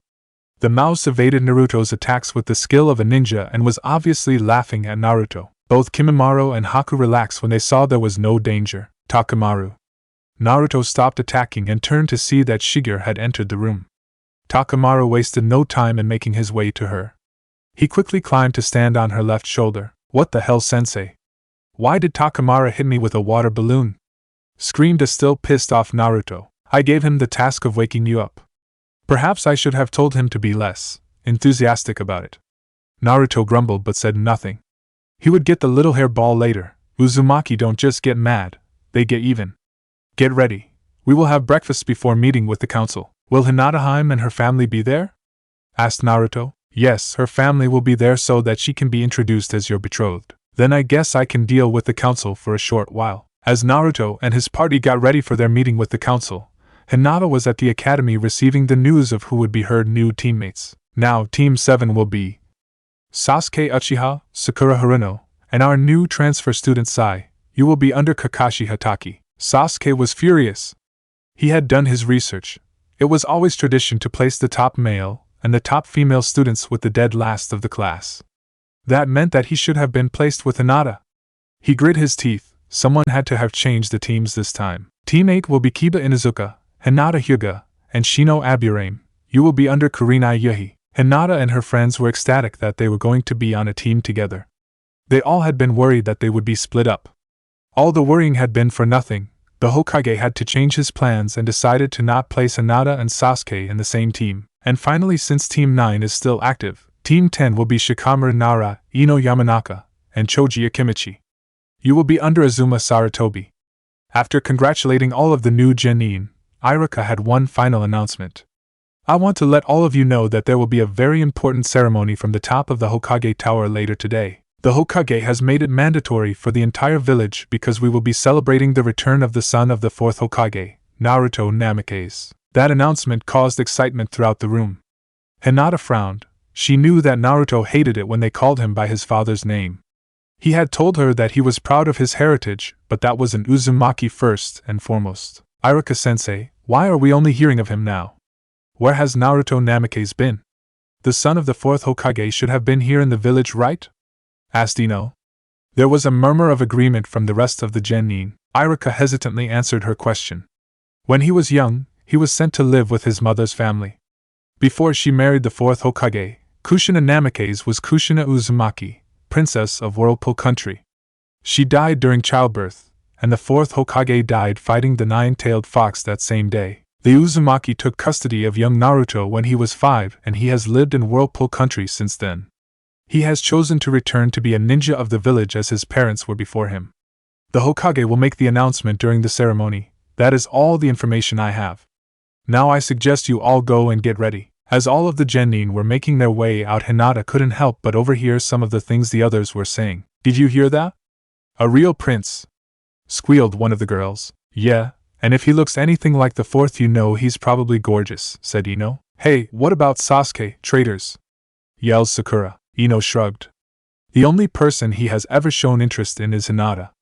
And we're talking about the prince of a whole country. If you marry him, you become a real princess, maybe a queen if he becomes daimyo. Hinata would have loved shut them up. The thought of a few well-placed palm strikes almost made her smile. But Hinata knew the joke would be on them when they found out about her and Naruto. With that thought in mind, Hinata left them to their arguments and fantasies. Naruto and his team had made their way to the Hokage Tower. He was about to meet the Hokage and the council that he had despised for so long. If it had been up to them, Naruto would never have met his family, never met his friends, and never met Hinata. Naruto was ready for them. His grandfather had prepared him to deal with politicians. As they were led into the council room, Naruto showed complete confidence. He would show no weakness to them. The Leaf leaders must learn that he was an Uzumaki, and one should be wary of messing with an Uzumaki. Naruto walked in with Haku and Kimimaro flanking him and Shiger behind him. The room was filled with people. Naruto recognized some of them, the ones that had visited Whirlpool years ago. They were all standing in front of him. The large table that normally was in the center of the room had been removed. The Hokage and his advisors were now standing in the center of the room. The third stepped forward, a smile on his face as he welcomed Naruto. Naruto, welcome back. You have grown much, I see. It is great to see you again. Naruto's temper flared. He remembered the Hokage. The third Hokage was the only person he remembered being nice to him during his stay in this village. Of course, now he knew it was the Hokage that had actively kept him from his family. He kept a neutral mask on his face as he answered the old man. Thank you for your kind words, Lord Hokage. You're more than welcome. We are happy to have you back. And I for one expect great things from you. Your parents were two of the finest ninja I have ever met, and I'm sure you will follow in their footsteps. My team and I will do our best to fulfill our duty to the alliance between my clan and your village. The Leaf leaders didn't like the sound of that answer. It was clear that Naruto didn't consider himself connected to the village at all. They would have to try harder to change his mind. That's great to hear. By now the people of the village should be gathered outside. It's time to introduce you to them. They are looking forward to meeting the son of the Minato Namikaze. I will be introduced as an Uzumaki or not at all, said Naruto. That made everyone in the stop and look at him. What do you mean? Asked one of the council members. You're the last of the Namikaze, why wouldn't we introduce you as one? Asked another. Because I know exactly what you are trying to do. I don't answer to the Namikaze name, my name is Naruto Uzumaki. I will not be used for your political games. The only reason I'm even setting foot in this place is because I didn't want to wait 4 years to see Hinata. The third could see this heading to an argument, and wanted to stop it before it started. Perhaps a compromise can be reached. We can. No. You made the choice to give me the Uzumaki name, remember? Now you have to live with that choice, Lord Hokage. To the Hokage, Naruto never looked more like his parents. He could see his father's intellect combined with his mother's fierce determination. He knew better than to try and argue with someone with an immovable will. Yes, I suppose I do, don't I? I would like to speak to you in private when we have more time. I look forward to it, Naruto said neutrally. They all made their way to the top of the tower where Hinata, Hana, and Hanabi were waiting for them. Naruto brightened up when he saw Hinata. She was the reason why he was willing to put up with being in the Leaf Village. He would remind himself of that fact when he continued to deal with the council and the Hokage. Keeping his anger in check was going to be more difficult than he had anticipated. As requested by the Hokage, the entire village had gathered in front of the Hokage Tower and was waiting for the ceremony to begin. They didn't have to wait for long as the Hokage and the village council soon arrived. The Hokage stepped forward to address the people. People of the Leaf, 12 years ago, our great village suffered an attack from a monster that was as dangerous and powerful as any army. A great many of our ninja fought and died to defend our people. We lost mothers and fathers, brothers and sisters, sons and daughters. We were on the verge of annihilation, but we were saved by one of our greatest ninja, one of our greatest leaders. Minato Namikaze, the fourth Hokage of the village hidden in the leaves. The village erupted into cheers and the mentioning of the fourth Hokage. The fourth gave his life so that our village could survive. As many of you know, his own wife had died giving birth to their only child that very day. For many years it was believed that their child had died that day, ending the line of the Namikaze. But that was not the case, it was a lie fabricated to protect him. 7 years ago he was sent to live with his mother's family and has been away from our village, until today. Today he has returned as a proud ninja representative of an allied nation and a future leader of their people. Without further ado, it is my pleasure to introduce to you the son of Minato Namikaze and Kushina Uzumaki Namikaze. This is Naruto Uzumaki, Crown Prince of Whirlpool Country. Naruto stepped forward as the Leaf Village cheered. He looked into the masses. He could hardly stomach the hypocrisy. Only 7 years ago they all treated him like demon, like a worthless piece of trash. But he would not let his emotions rule him. Naruto would use all his training and act as the heir of Whirlpool is expected to act like. Thank you, Lord Hokage. I am glad to be here, and to represent my home and my clan, the Uzumaki. This will be a valuable experience for me, one that I hope will help me become a great leader for my people once I take the throne or Whirlpool. I look forward to getting to know the village that my parents loved so much, and more importantly, the village that someone very important to me loves as well. The person that is the reason I'm here. That is someone I would like to join me here. I would like to formally introduce to all of you, my betrothed and future queen of Whirlpool, Hinata Hyuga, heiress of the Hyuga clan. While many of the older generation already knew of the betrothal, the younger didn't. They had interesting reactions to Naruto's declaration. Sasuke was seething in rage. Not only had that bastard humiliated him, he had taken the girl he had chosen to be his future wife. He would not let that happen. He would show that blonde idiot who was the true elite next time he saw him. Ino, who was standing next to Sakura, had her mouth hanging open as she saw Hinata standing next to the unbelievably hot blonde. It wasn't fair. No way. Not only is Sasuke after her, but now she is going to marry the prince and son of the fourth Hokage. Whatever, it's not like he is better, that Sasuke-kun, answered Sakura. Will the both of you quiet down? This whole thing is a real drag. Both girls turned to see Shikamaru and Choji behind them. You don't understand, slacker. I would kill to be in Hinata's shoes. She is so lucky. Whined Ino. That sentiment was shared by a large number of girls in the village. You're right, I don't get it. It would be too troublesome to care that much about someone I have never met before. For all you know, this Naruto guy can be a real pain in the Oh please. He's a prince. I'm sure he is real gentleman, nothing like you lazy bums. Guess we'll find out, won't we? Since he'll be taking missions with us, said Shikamaru. Before Ino or Sakura answered, Irika-sensei walked up to them. Good, the four of you are here. I was asked to tell all of the top genin to join the council and the Hokage in Training Ground 1. He is going to have the young prince and his team demonstrate their skills by sparring with some of you. Sakura and Ino dragged Shikamaru and Choji to the training ground where the rest of their teams were already waiting for them. Thank you all for coming in such short notice. As you all now know, Naruto and his team will be joining all of you as genin in the service of the Leaf. But because they have been trained in a foreign nation, we do not know enough about their skill to know what missions they are ready to take. Each member of Naruto's team will spar with one of you to give us an idea of their skill level. The Leaf genin agreed to participate, well, all except Shikamaru, who, though it was too troublesome. The first to spar for the Whirlpool team will be Kimimaro Kagaya. Who would like to be his opponent? They asked the Hokage. I would like to volunteer, Hokage-sama. It was Sai, who was wearing a fake smile that everyone thought was rather creepy. Kimimaro and Sai walked to the center of the field and prepared to fight. Sai started his fight by throwing several shuriken at Kimimaro, who simply batted them away with a swing of his left hand and charged straight at Sai with impressive speed. Sai had thrown the shuriken in hopes of placing some distance between himself and Kimimaro so he could use his ink ninjutsu. Kimimaro didn't give him the time and Sai had no choice but to go for his ninjutsu and charge at Kimimaro. Kimimaro blocked Sai's blade with his forearm and delivered a staggering blow to Sai's face, sending him tumbling across the training ground. When Sai shakily tried to get up, he swiftly found a pointy object pressed on his neck. Sai carefully looked to his right and saw a sharp bone knife sticking out of Kimimaro's palm pressed against his neck. Winner of the match is Kimimaro Kagaya. Wordlessly, Kimimaro made his way to Naruto's side where he was congratulated by his friends. Haku then made her way to the center of the training ground. Next up is Hakuyuki. Who would like? I'll do it, Hokage-sama.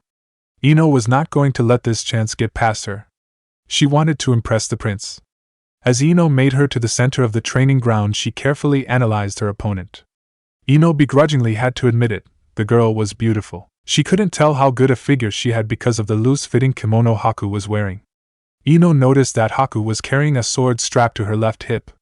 She is carrying a smaller sword than the katana the prince is carrying. It likely means she is either a long-range fighter, which would be perfect for me, or a really close-range fighter, and I'll have to be careful, Ino thought. Ready? Begin! Ino started much like Sai had and launched several kunai knives at Haku, neutralized them by throwing Saban at them. Ino was surprised that the girl was good enough to pull that off. Ino was more surprised when Haku started going through hand signs, water style, water bullet jutsu. Ino barely able to dodge the large blast of water that shot from Haku's mouth.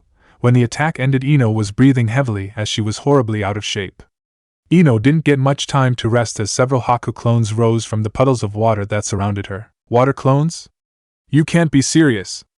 Ino did her best to fight of the multiple opponents that came at her from all sides, but in the end it proved useless.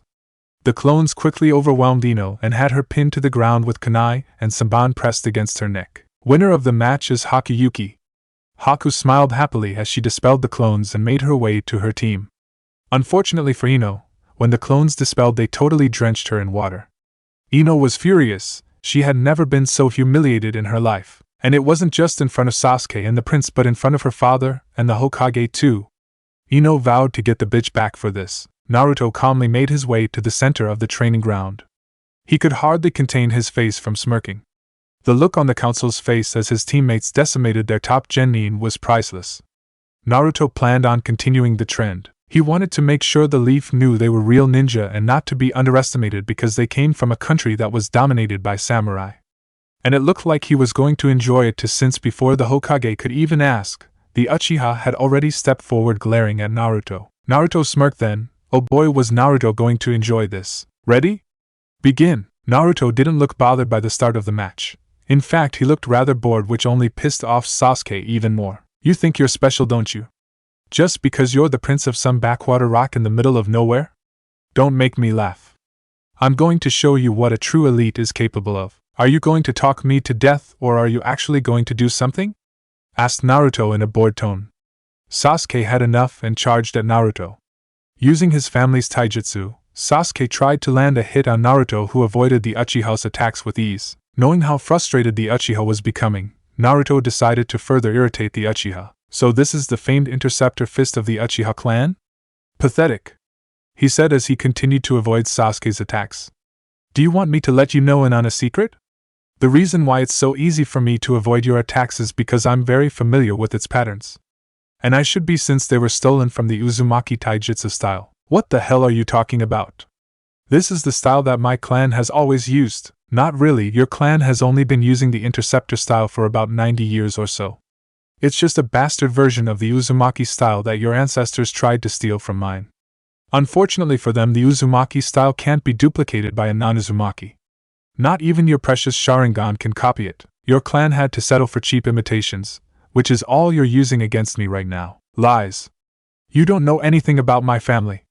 Sasuke raged as he redoubled his efforts and attacked blindly, making it easy for Naruto to sidestep him and causing Sasuke to lose his footing. The result was Sasuke landing face first on the ground. Sasuke was physically uninjured, but his pride burned was mortally wounded. He was not only being made to look a fool, this bastard was insulting and defaming his great clan. Let me show you the true power of the Uzumaki style. Naruto then took a stance. He bent his knees, his left arm stuck forward while his right cocked back with a closed fist as if ready to punch, on the sidelines. Oh, he's going to use that move? Naruto-sama must still be upset at the Uchiha from what happened yesterday, said Haku. Kimimaro simply nodded in agreement. Naruto-kun needs to learn to restrain himself, said Shigeru. With Naruto, Sasuke was on his feet and took a defensive stance. Bring it, loser, I'm ready for it, Naruto smirked. If that's the way you want it, fine by me. Uzumaki style, Gatatsu. Before Sasuke can even blink, Naruto's fist connects with his face with devastating power, sending Sasuke rocketing across the training ground. He landed unconscious, a few feet from the Hokage and the council, who were in absolute shock from the speed and power Naruto had just displayed. Naruto calmly walked back to his team as if it was no big deal. What the hell just happened?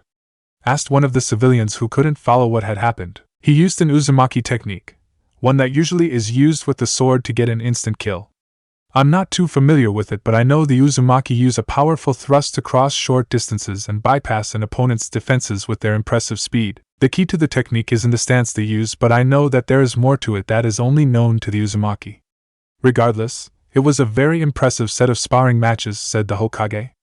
The third thanked everyone for participating and told the genin that their teachers would contact them to start their training. In Naruto's case, he told Shigeru that she could meet with him later that day to discuss how to proceed with her team's duties to the village. Naruto and his friends walked Hinata home. So far, Naruto couldn't complain too much about his stay in the Leaf Village. He would have to see how things continued. One thing was for sure, he would never let his guard down. He would be ready for anything that came his way, and with his worthy allies, he knew that no matter what, he would always have people he could trust at his side. Chapter 15. The day after the introduction ceremony, Naruto found himself in one of the only places in the Leaf Village that he had been looking forward to visiting, the Leaf Village Cemetery. Naruto was grateful to have Hinata standing next to him. This was difficult, but having Hinata with him helped. When Hinata volunteered to give Naruto and his team a tour of the village, Naruto knew this was the first place he wanted to see. Now he stood in the center of this sacred ground, looking at a pair of gravestones bearing the names of two of the most important people of his life. Minato Namikaze, Kushina Uzumaki Namikaze. Naruto had always wanted to see his parents' resting place. Naruto still felt that his mother should be with the rest of the Uzumaki clan. If the leaf ever provoked him, Naruto would make sure to bring both of his parents' bodies back to Whirlpool where they belong. Hello Mom, Dad? I have wanted to come visit you for a long time. There is so much I want to tell you. While the first years of my life were hard, I now live in Whirlpool with grandfather and uncle. I am very happy now, and I will do everything in my power to be a great leader to our people. I'm going to be spending some time in this village that you both loved so much. I may not feel the same way about the leaf that you do, but I'm here for an important reason, for someone important to me. Someone I would like for you to meet. This is my betrothed, Hinata Hyuga. Hinata, who had been standing next to Naruto, gave a small bow to the gravestones before speaking. It is an honor to meet you, Lord Hokage, Lady Kushina. I just want to let you know that I care for your son very much. And I will do my best to help him and fulfill his dreams and make him happy. Naruto smiled at Hinata and took hold of her hand. They spent some time together while Haku and Kimimaro watched from a short distance away, not wanting to intrude on such a personal moment for them. At the Hokage Tower, while Naruto and Hinata were spending some time together, Sasuke was having a hard time controlling his temper. What do you mean you won't give me a rematch? That loser cheated somehow. It's the only way that. Silence. You are not here to discuss a rematch with anybody. You are here so we can tell you what disciplinary actions will be taken against you for the assault on Hinata Hyuga. What? I didn't do anything, yelled Sasuke. Well, several witnesses say otherwise, answered the Hokage. These are unacceptable actions for a leaf ninja.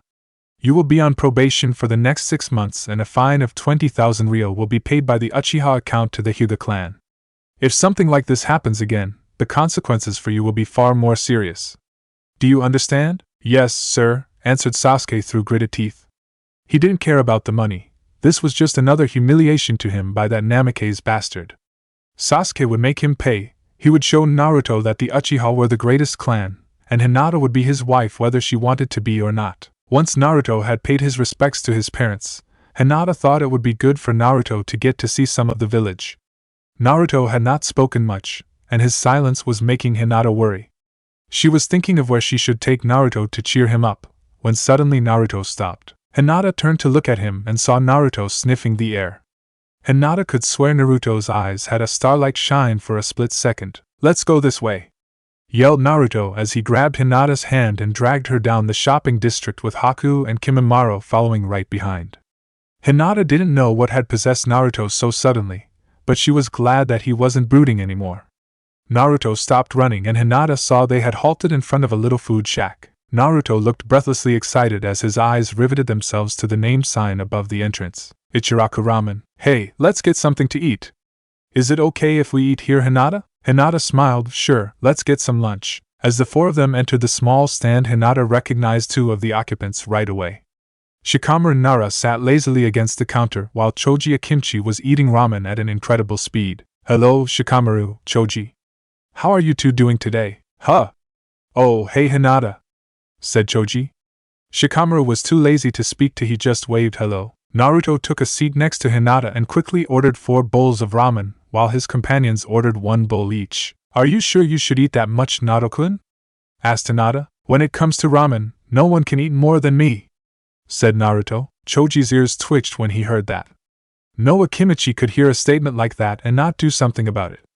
"I hate to disagree with you, Naruto-sama, but as an Akimichi, I have to tell you that we can eat more than anyone else, especially when the food is this good." Naruto raised an eyebrow.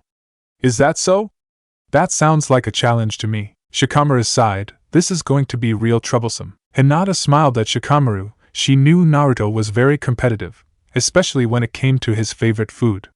Hinata, Haku, and Kimimaro calmly enjoyed their meal while Naruto and Choji battled it out in a fierce ramen eating contest. 1 hour, and over 30 bowls of ramen for Naruto and Choji. Choji looked on in dismay. Naruto had not only matched him bowl for bowl, but now held a 3-bowl lead on him.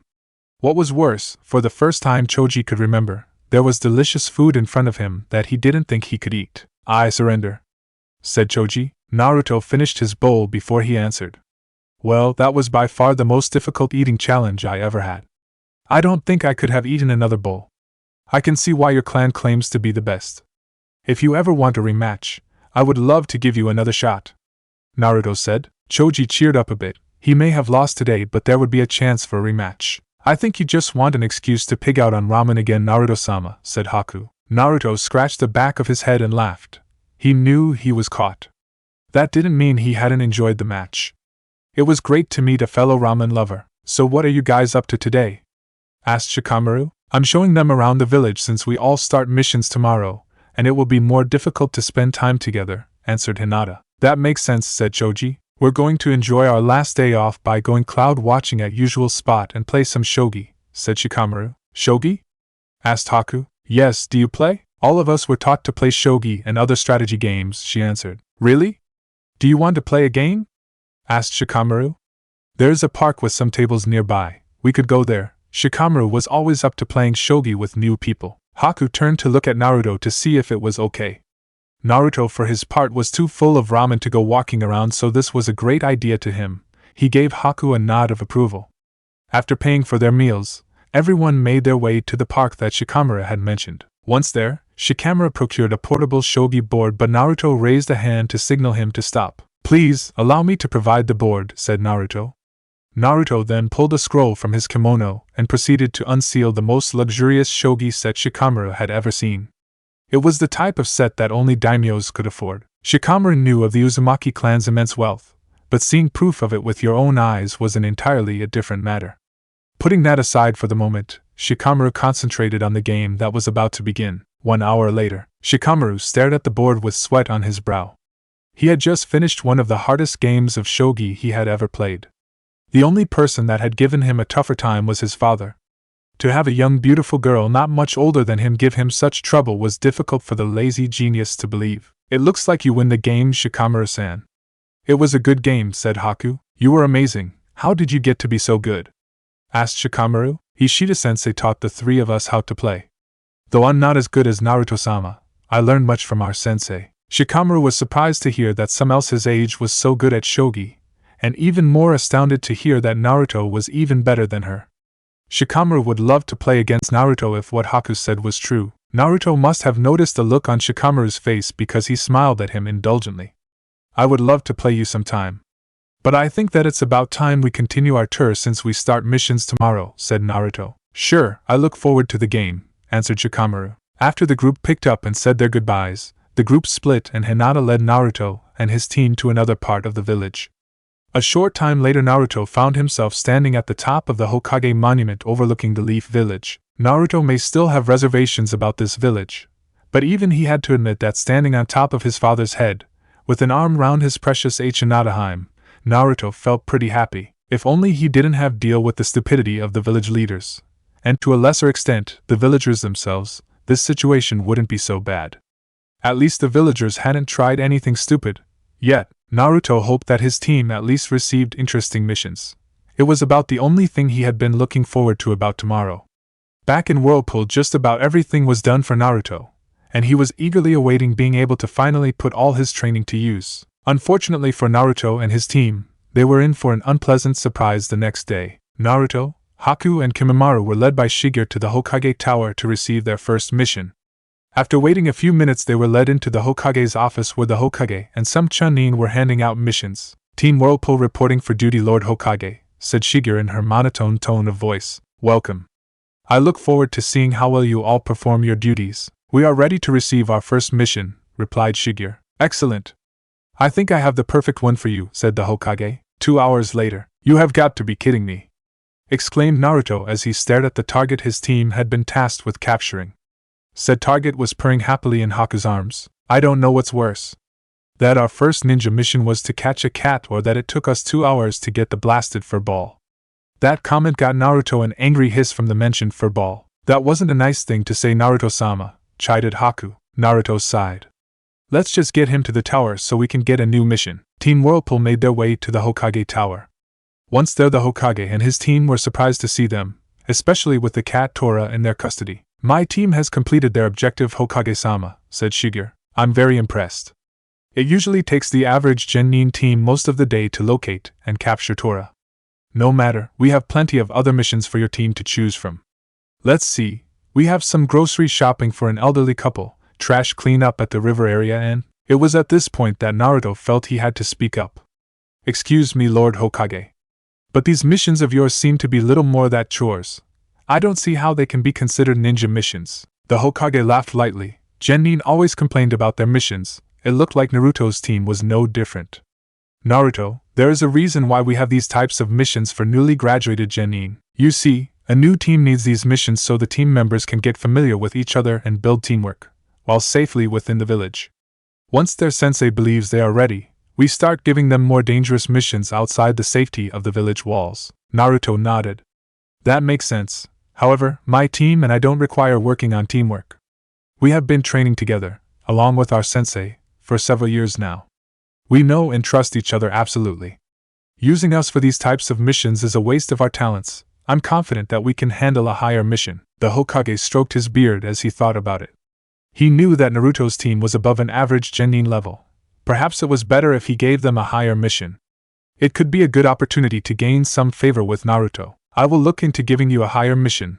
Today we only have D-rank missions for Genin teams, but perhaps tomorrow we can have a C-rank for your team. Naruto didn't look happy of having to do more D-rank missions, but at least tomorrow he might get something better. Later that day Naruto and Hinata met in the Namake's compound to talk about their day and their missions, and then we had to go shopping for people's groceries. How are those things considered ninja missions? Hinata giggled. She knew it was frustrating for Naruto. Kiba had been very vocal about his displeasure of D-rank missions too. Well, maybe you will get a better mission tomorrow.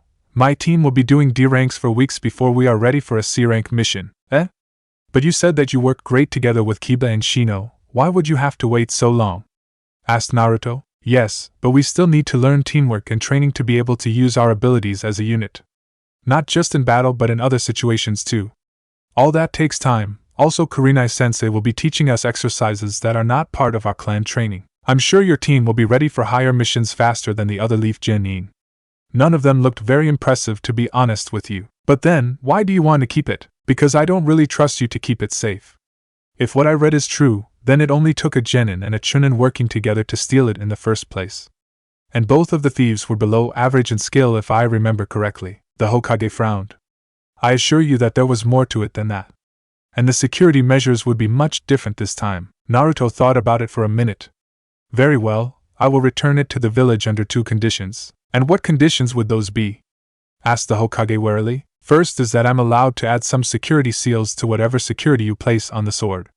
And second is that instead of whatever monetary reward for returning it, I get a document signed by you and the council that states I can claim anything I want instead. The Hokage stroked his beard. The first would be no problem. The second would have to be within reason. It could not be something that endangers the village or that breaks any laws. You can't ask for an immediate promotion, for example. Of course, I would never ask for anything like that, said Naruto with a smirk that made the Hokage nervous. Then I'm sure we can work out something that satisfies your conditions. Great, then we will take our leave. I'm eager to go and see Hinata. The Hokage smiled at that. Then you best be off. You will not be required to take another mission for a couple of days, so enjoy your time off. Naruto nodded and left the office with his team. Once out of the tower, he turned to his sensei. We will need to keep our ears open to find out who planned the attack. While my clan has enemies all over the world, something tells me that the one responsible this time is in this village. I will look into it, said Shigeru. With Hinata. Hinata had just finished training with her team and was making her way home when she heard a familiar voice call her name. Hinata. She whirled around, a brilliant smile on her face as she saw Naruto leading Haku and Kimimaro towards her. Hinata ran to Naruto and threw herself at him. Naruto caught her with open arms and spun her around, laughing happily. You're back! Exclaimed Hinata with joy. I was so worried for you. Naruto set her down before he answered. We just got back a little while ago. We gave our report to the Hokage and then came looking for you.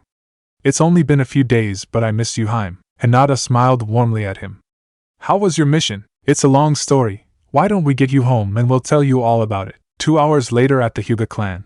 Wow! I can't believe you had to fight other ninja on your first C-rank mission. Yeah, luckily for us they underestimated us, and that gave us the opportunity to take them out so quickly. Do you have any idea who could have ordered the attack on you? Asked Hinata. Not yet. Sensei will look into it. Don't worry, once we find out who's responsible, it payback time. Hinata knew whoever tried to have Naruto killed wouldn't be getting any mercy from him. Not that she expected anything less from him. She just hoped he wouldn't get hurt. So how was it for you and your team? Have you got any good missions? Asked Naruto. No, we have only done D-rank missions. We have only been genin for about a month, so the mission types aren't going to change anytime soon. Well, even though I find them boring, I guess doing a few low-rank missions won't be too bad. I did miss you while we were gone the last 2 weeks. Hinata blushed slightly. I missed you too, Naruto-kun. Maybe we can spend some time together tomorrow after we are done with training and our missions for the day? I would love that, said Hinata with a happy smile. Great. Well, we'd better head back before Sensei comes looking for us. Naruto gave a Hinata a kiss on the cheek that had her blushing again, and he and his teammates left the Hyuga compound. The next day, after breakfast and some light morning training, Team Whirlpool was ready to start the morning missions. As they entered the Hokage's office, they could tell something was out of the ordinary from the concerned look on the third Hokage's face. Team Whirlpool is ready to receive our mission for the day, Shigeru stated, getting the Hokage's attention. Forgive me. I was reading some troubling news and I did not notice you come in. Is something wrong? Asked Naruto. I am not entirely sure, and that is the problem. The day before yesterday I granted another genin team a C-rank mission. It should have been a standard escort mission like the one your team received. Unfortunately, much like your mission, it appears things have become more complicated. This morning we received a message from the Jonin in charge telling us they had been attacked by a pair of Chunin. It appears that our client wasn't entirely honest when he hired us. Isn't it protocol to terminate the mission if it's found out the client lied about the mission requested? Asked Naruto. Ordinarily, yes. However, there are some unique circumstances. The team chose to continue the mission because they felt it was the right thing to do. I trust the Jonin in charge to be able to handle the situation. However, 2 hours ago a team of ANBU arrived with the captured ninja and I had them taken to the T&I department to have them questioned. I just received word from the department head and the news I received is unsettling. How so? Asked Naruto. The ninja were hired by a very wealthy man named Gato. We already knew this because of the report we received when the village was notified of the situation. But what we didn't know was that Gato has more missing ninja on his payroll, including an A-rank missing ninja from the village hidden in the mist that is named Zabuzamomochi. The demon of the hidden mist? Yes, I'm surprised you have heard of him, Naruto. My clan has had some issues with water country. Luckily for everyone, they have been too busy with their civil war to cause any problems. Actually, the newest reports show that the fighting has recently stopped. The faction supporting the bloodline users has taken control of the Mist village. Then, after a surprising victory over the Water Daimyo's forces, they have forced a ceasefire. The Daimyo has more men, but the ninja have the capital cut off from the rest of the country. I believe they will reach an agreement soon. If that is the case, then I hope the Water Lord is smart enough to let things be. If he tries anything against Whirlpool, my grandfather will not be merciful. Yes, well, we are getting off track. Now, while I believe the team I sent to Wave Country could handle a normal C-rank mission, this is no longer that kind of mission. Unfortunately, most of my Jonin and Chunin teams are out in the field on other assignments. The ones that are not are needed here for the protection of the village, and the genin teams you have are not ready for this kind of mission. I can only think of one, answered the Hokage. Us. It would be considered a B rank, possibly an A rank mission. You would have to provide backup for the first team. If possible, you would need to neutralize Gato himself, permanently neutralize him. Can your team do this? Naruto didn't have to think about it. Yes, then you have your mission. You have 1 hour to prepare. The details will be ready for you before you leave. Yes, Lord Hokage. The team made to leave, but Naruto had one more question. So which team are we lending support to anyways? Team 7 led by Kakashi Hatake. Naruto knew who was on that team. He nodded and left with his team. Well, that's just great. Maybe he shouldn't have been so quick to volunteer his team to help. Oh well, at least he can throw it at the arrogant Uchiha's face that his team needed to be helped to complete their mission. Now his night out with Hinata would have to wait. He would have to send a message to her so she knows he will not be in town for a few days. The next day, in the Land of Waves, Team Whirlpool had landed in the Land of Waves earlier in the day. While traveling towards the location they were told to meet Team 7, they came across an area that was recently a battlefield. What do you think? Asked Shigeru. There was an intense battle here. By the looks of it, there were several high-level jutsu thrown around. You're right, Naruto. We should hurry to meet with the Leaf Ninja. Yes, Sensei. It didn't take the team long to reach a nearby town. And what they saw there sickened them. Poverty and sickness was everywhere. The people looked miserable and afraid. For Naruto and Haku it was especially hard to see. It reminded them of the short time in their lives where they looked much like the people here. We have to help these people. Gato has to be stopped. Naruto was holding his sword hilt so tensely his knuckles were white. His team nodded. But first, they needed to get to Team 7. They quickly made their way through town, and it didn't take them long to find the house they were looking for. When they knocked on the door, a pretty woman with long blue hair opened the door. May I help you? She asked. My name is Shigeru, and this is my team. We were sent here by the Leaf Village to help the team that escorted the man named Tazuna here. The woman was surprised but happy to hear that. Oh, then please come in. My name is Tsunami. Tazuna is my father. They arrived earlier today, but were in bad shape. The sensei was hurt most of all. He is still unconscious upstairs. Thank you. As soon as the team was inside, they heard a familiar voice shout at them. What are you doing here? Naruto rolled his eyes. The Uchiha had a way of getting on his nerves like no one else he ever met. Well, Sano-sensei came close, but Sasuke was the worst. We were sent here by the Hokage to deal with Gato and help you to deal with Zabuza, said Naruto, his tone completely flat. Sasuke, who stood up from the sofa that he had been seated on with his teammates, walked over and approached Naruto combatively, only stopping his approach when his face was within inches of Naruto's. We don't need any help from you. We can handle this mission alone, so you can leave because you came here for nothing. Naruto looked unimpressed. Yeah. No, we're not going to do that. So, where is your sensei? We have a message for him from the Hokage. Sasuke's face reddened in anger at being dismissed like that, but before he could answer, Sai spoke up. Kakashi-sensei is upstairs. He was badly injured in the battle with Zabuza. What happened? We saw the battle site on our way here. Don't tell them anything, yelled Sasuke. We can finish the mission ourselves. I have already told you that I don't take orders from you, dickless. Sasuke was furious, but Sai didn't let him speak. We were attacked just outside the village. It was Zabuza Momochi. Kakashi-sensei engaged him in one-on-one battle while we guarded the client. Kakashi was careless, and after a short altercation he was captured in a water prison jutsu. Dickless and I managed to fight off Zabuza's clones long enough to free Kakashi from the jutsu. Kakashi then re-engaged Zabuza. And since he was badly injured, I'm guessing it didn't go well for him that time either? Asked Naruto. Actually, Kakashi fought well.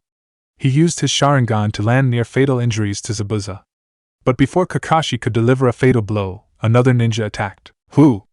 Was it another Mist ninja? It is likely that he originated from the Mist village even though he didn't wear a headband. He was a young male around our age. He had white hair, shark-like teeth, and wielded a large sword similar to the one Zabuza wielded. Zabuza called him Suigetsu. He is likely Zabuza's apprentice. And Kakashi wasn't able to take him? Suigetsu attacked Kakashi when he let his guard down, and Kakashi received a serious injury to the abdomen. Even then, Kakashi was able to fight him long enough for Suigetsu to realize that retreat was his best option. He grabbed Zabuza and left. Kakashi collapsed from his injuries and chakra exhaustion immediately after that. We have treated him as best we can, but we are not trained medics. Haku is fully qualified medic. She will look at Kakashi. Haku nodded at Naruto and left up the stairs to go and treat Kakashi. Are any of you injured? Asked Shigeru. No. We were not injured. Only Kakashi-sensei was, answered Sai. Shigeru nodded. Do you have any idea of where Gato's base is located? The sooner we deal with him the better. This question was directed at Tazuna, who was sitting at a table drinking alcohol from a bottle. He has several warehouses around town where he deals in all his criminal activities. He also has a compound outside of town that used to belong to one of the nobles before Gato had him and his family killed. How many warehouses does he have? Asked Naruto. 4. He uses them to store drugs, weapons, and other contraband, including people. People? Do you mean human slaves? Gato's men have been taking women and children from town for months. They keep them around for days or weeks, but before long they are shipped out on Gato's ships, and they are never heard from again. It's why I'm willing to risk my life to build this bridge.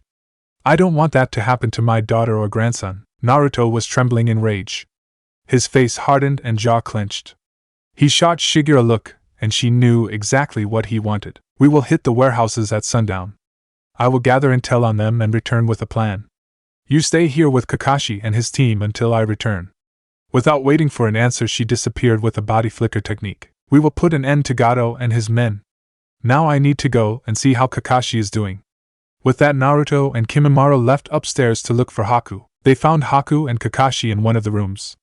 Kakashi was unconscious in a bedroll and Haku was using medical ninjutsu of some kind on him. How is he?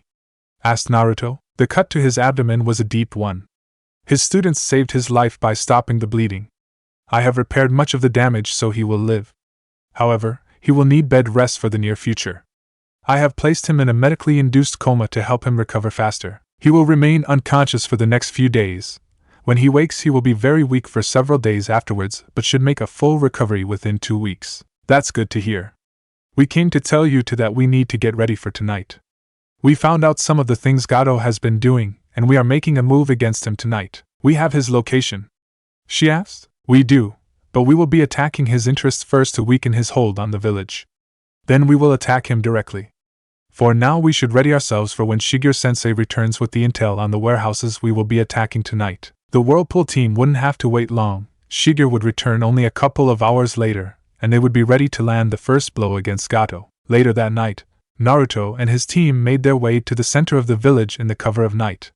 They had left the other genin at Tazuna's house as guards. Shigeru had wasted no time in gathering the information they needed on Gato's warehouses.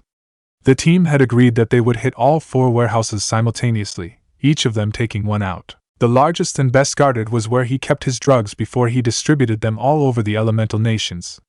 Shigeru would be taking this one out as she didn't want to risk her students being overwhelmed against the best men Gato had. The second warehouse was used as Gato's armory. It's where he kept all his weapons, either for his men to use or to be sold in illegal arms deals. Kimimaro would be taking this one out. The third warehouse was where Gato stored all his supplies. Food, clothing, and other consumables like medical supplies. It was from here that the little food available to the village came from, at a high price though.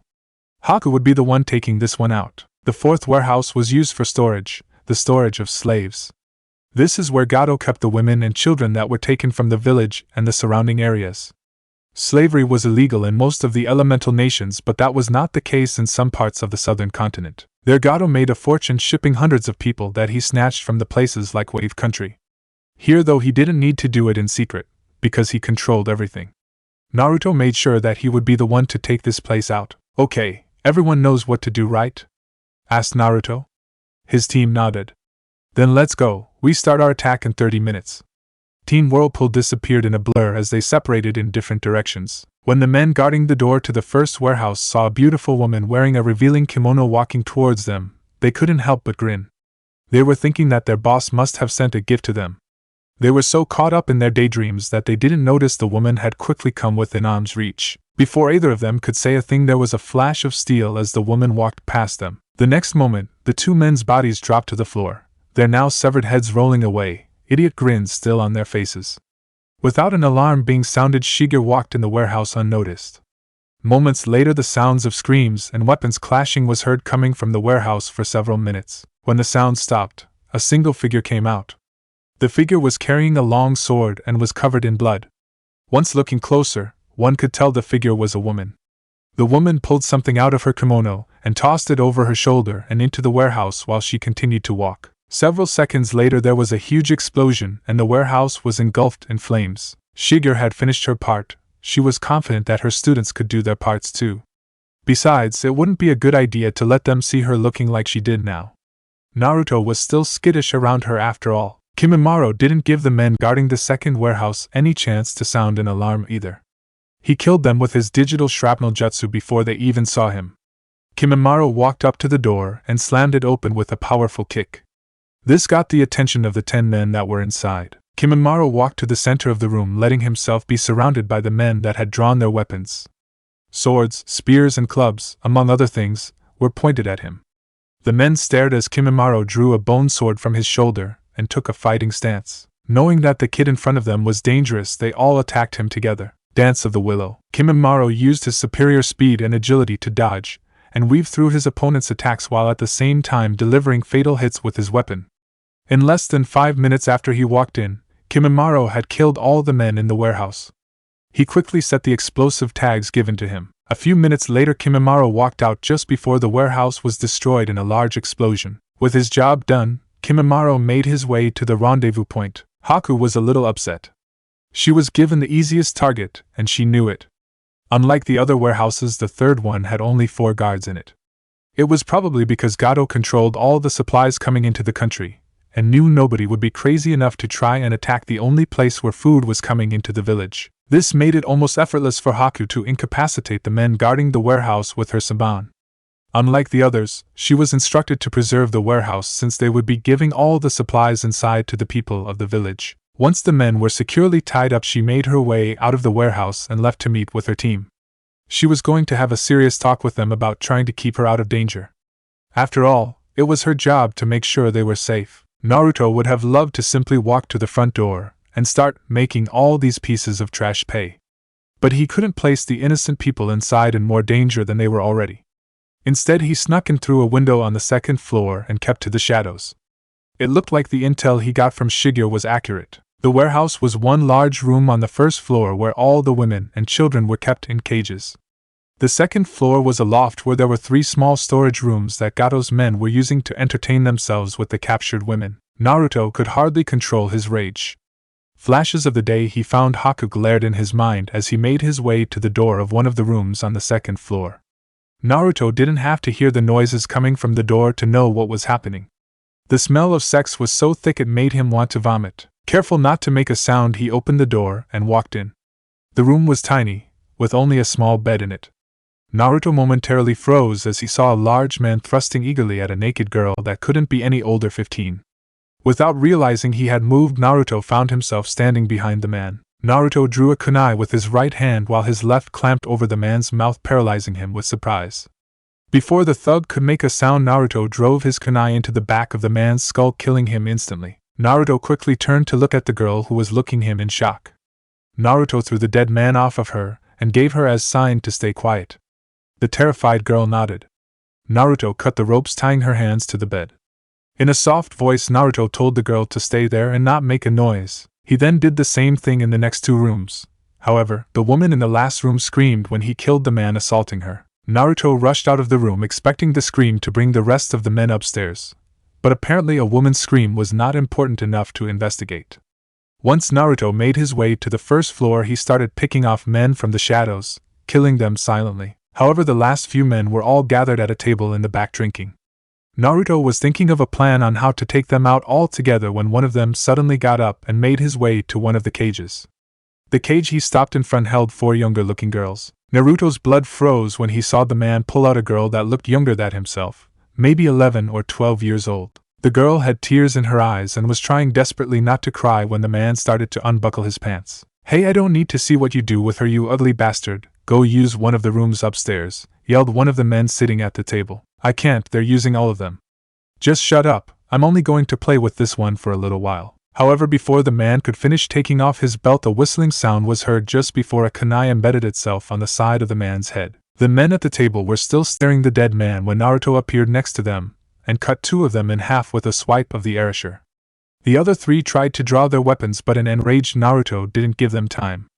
Naruto moved so fast, he was a blur.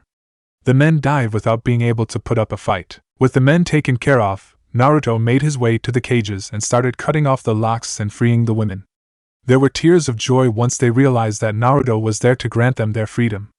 Naruto was leading the last of them out of the warehouse when Kimimaro and Haku arrived. "I thought the plan was to meet at the spot we discussed," said Naruto. "Naruto-sama was taking too long, so we came to see if you were okay," said Haku. Kimimaro nodded in agreement. Naruto shook his head. He knew they were just worried for him, but he was more than capable of handling himself. "Fine, since you're here, help me get these people out of here. The safe houses that we set up with Tozuna's help are ready, and some of the men have started to empty the food and supplies from the warehouse I liberated." "Good job, Haku." "You too, Kimimaro.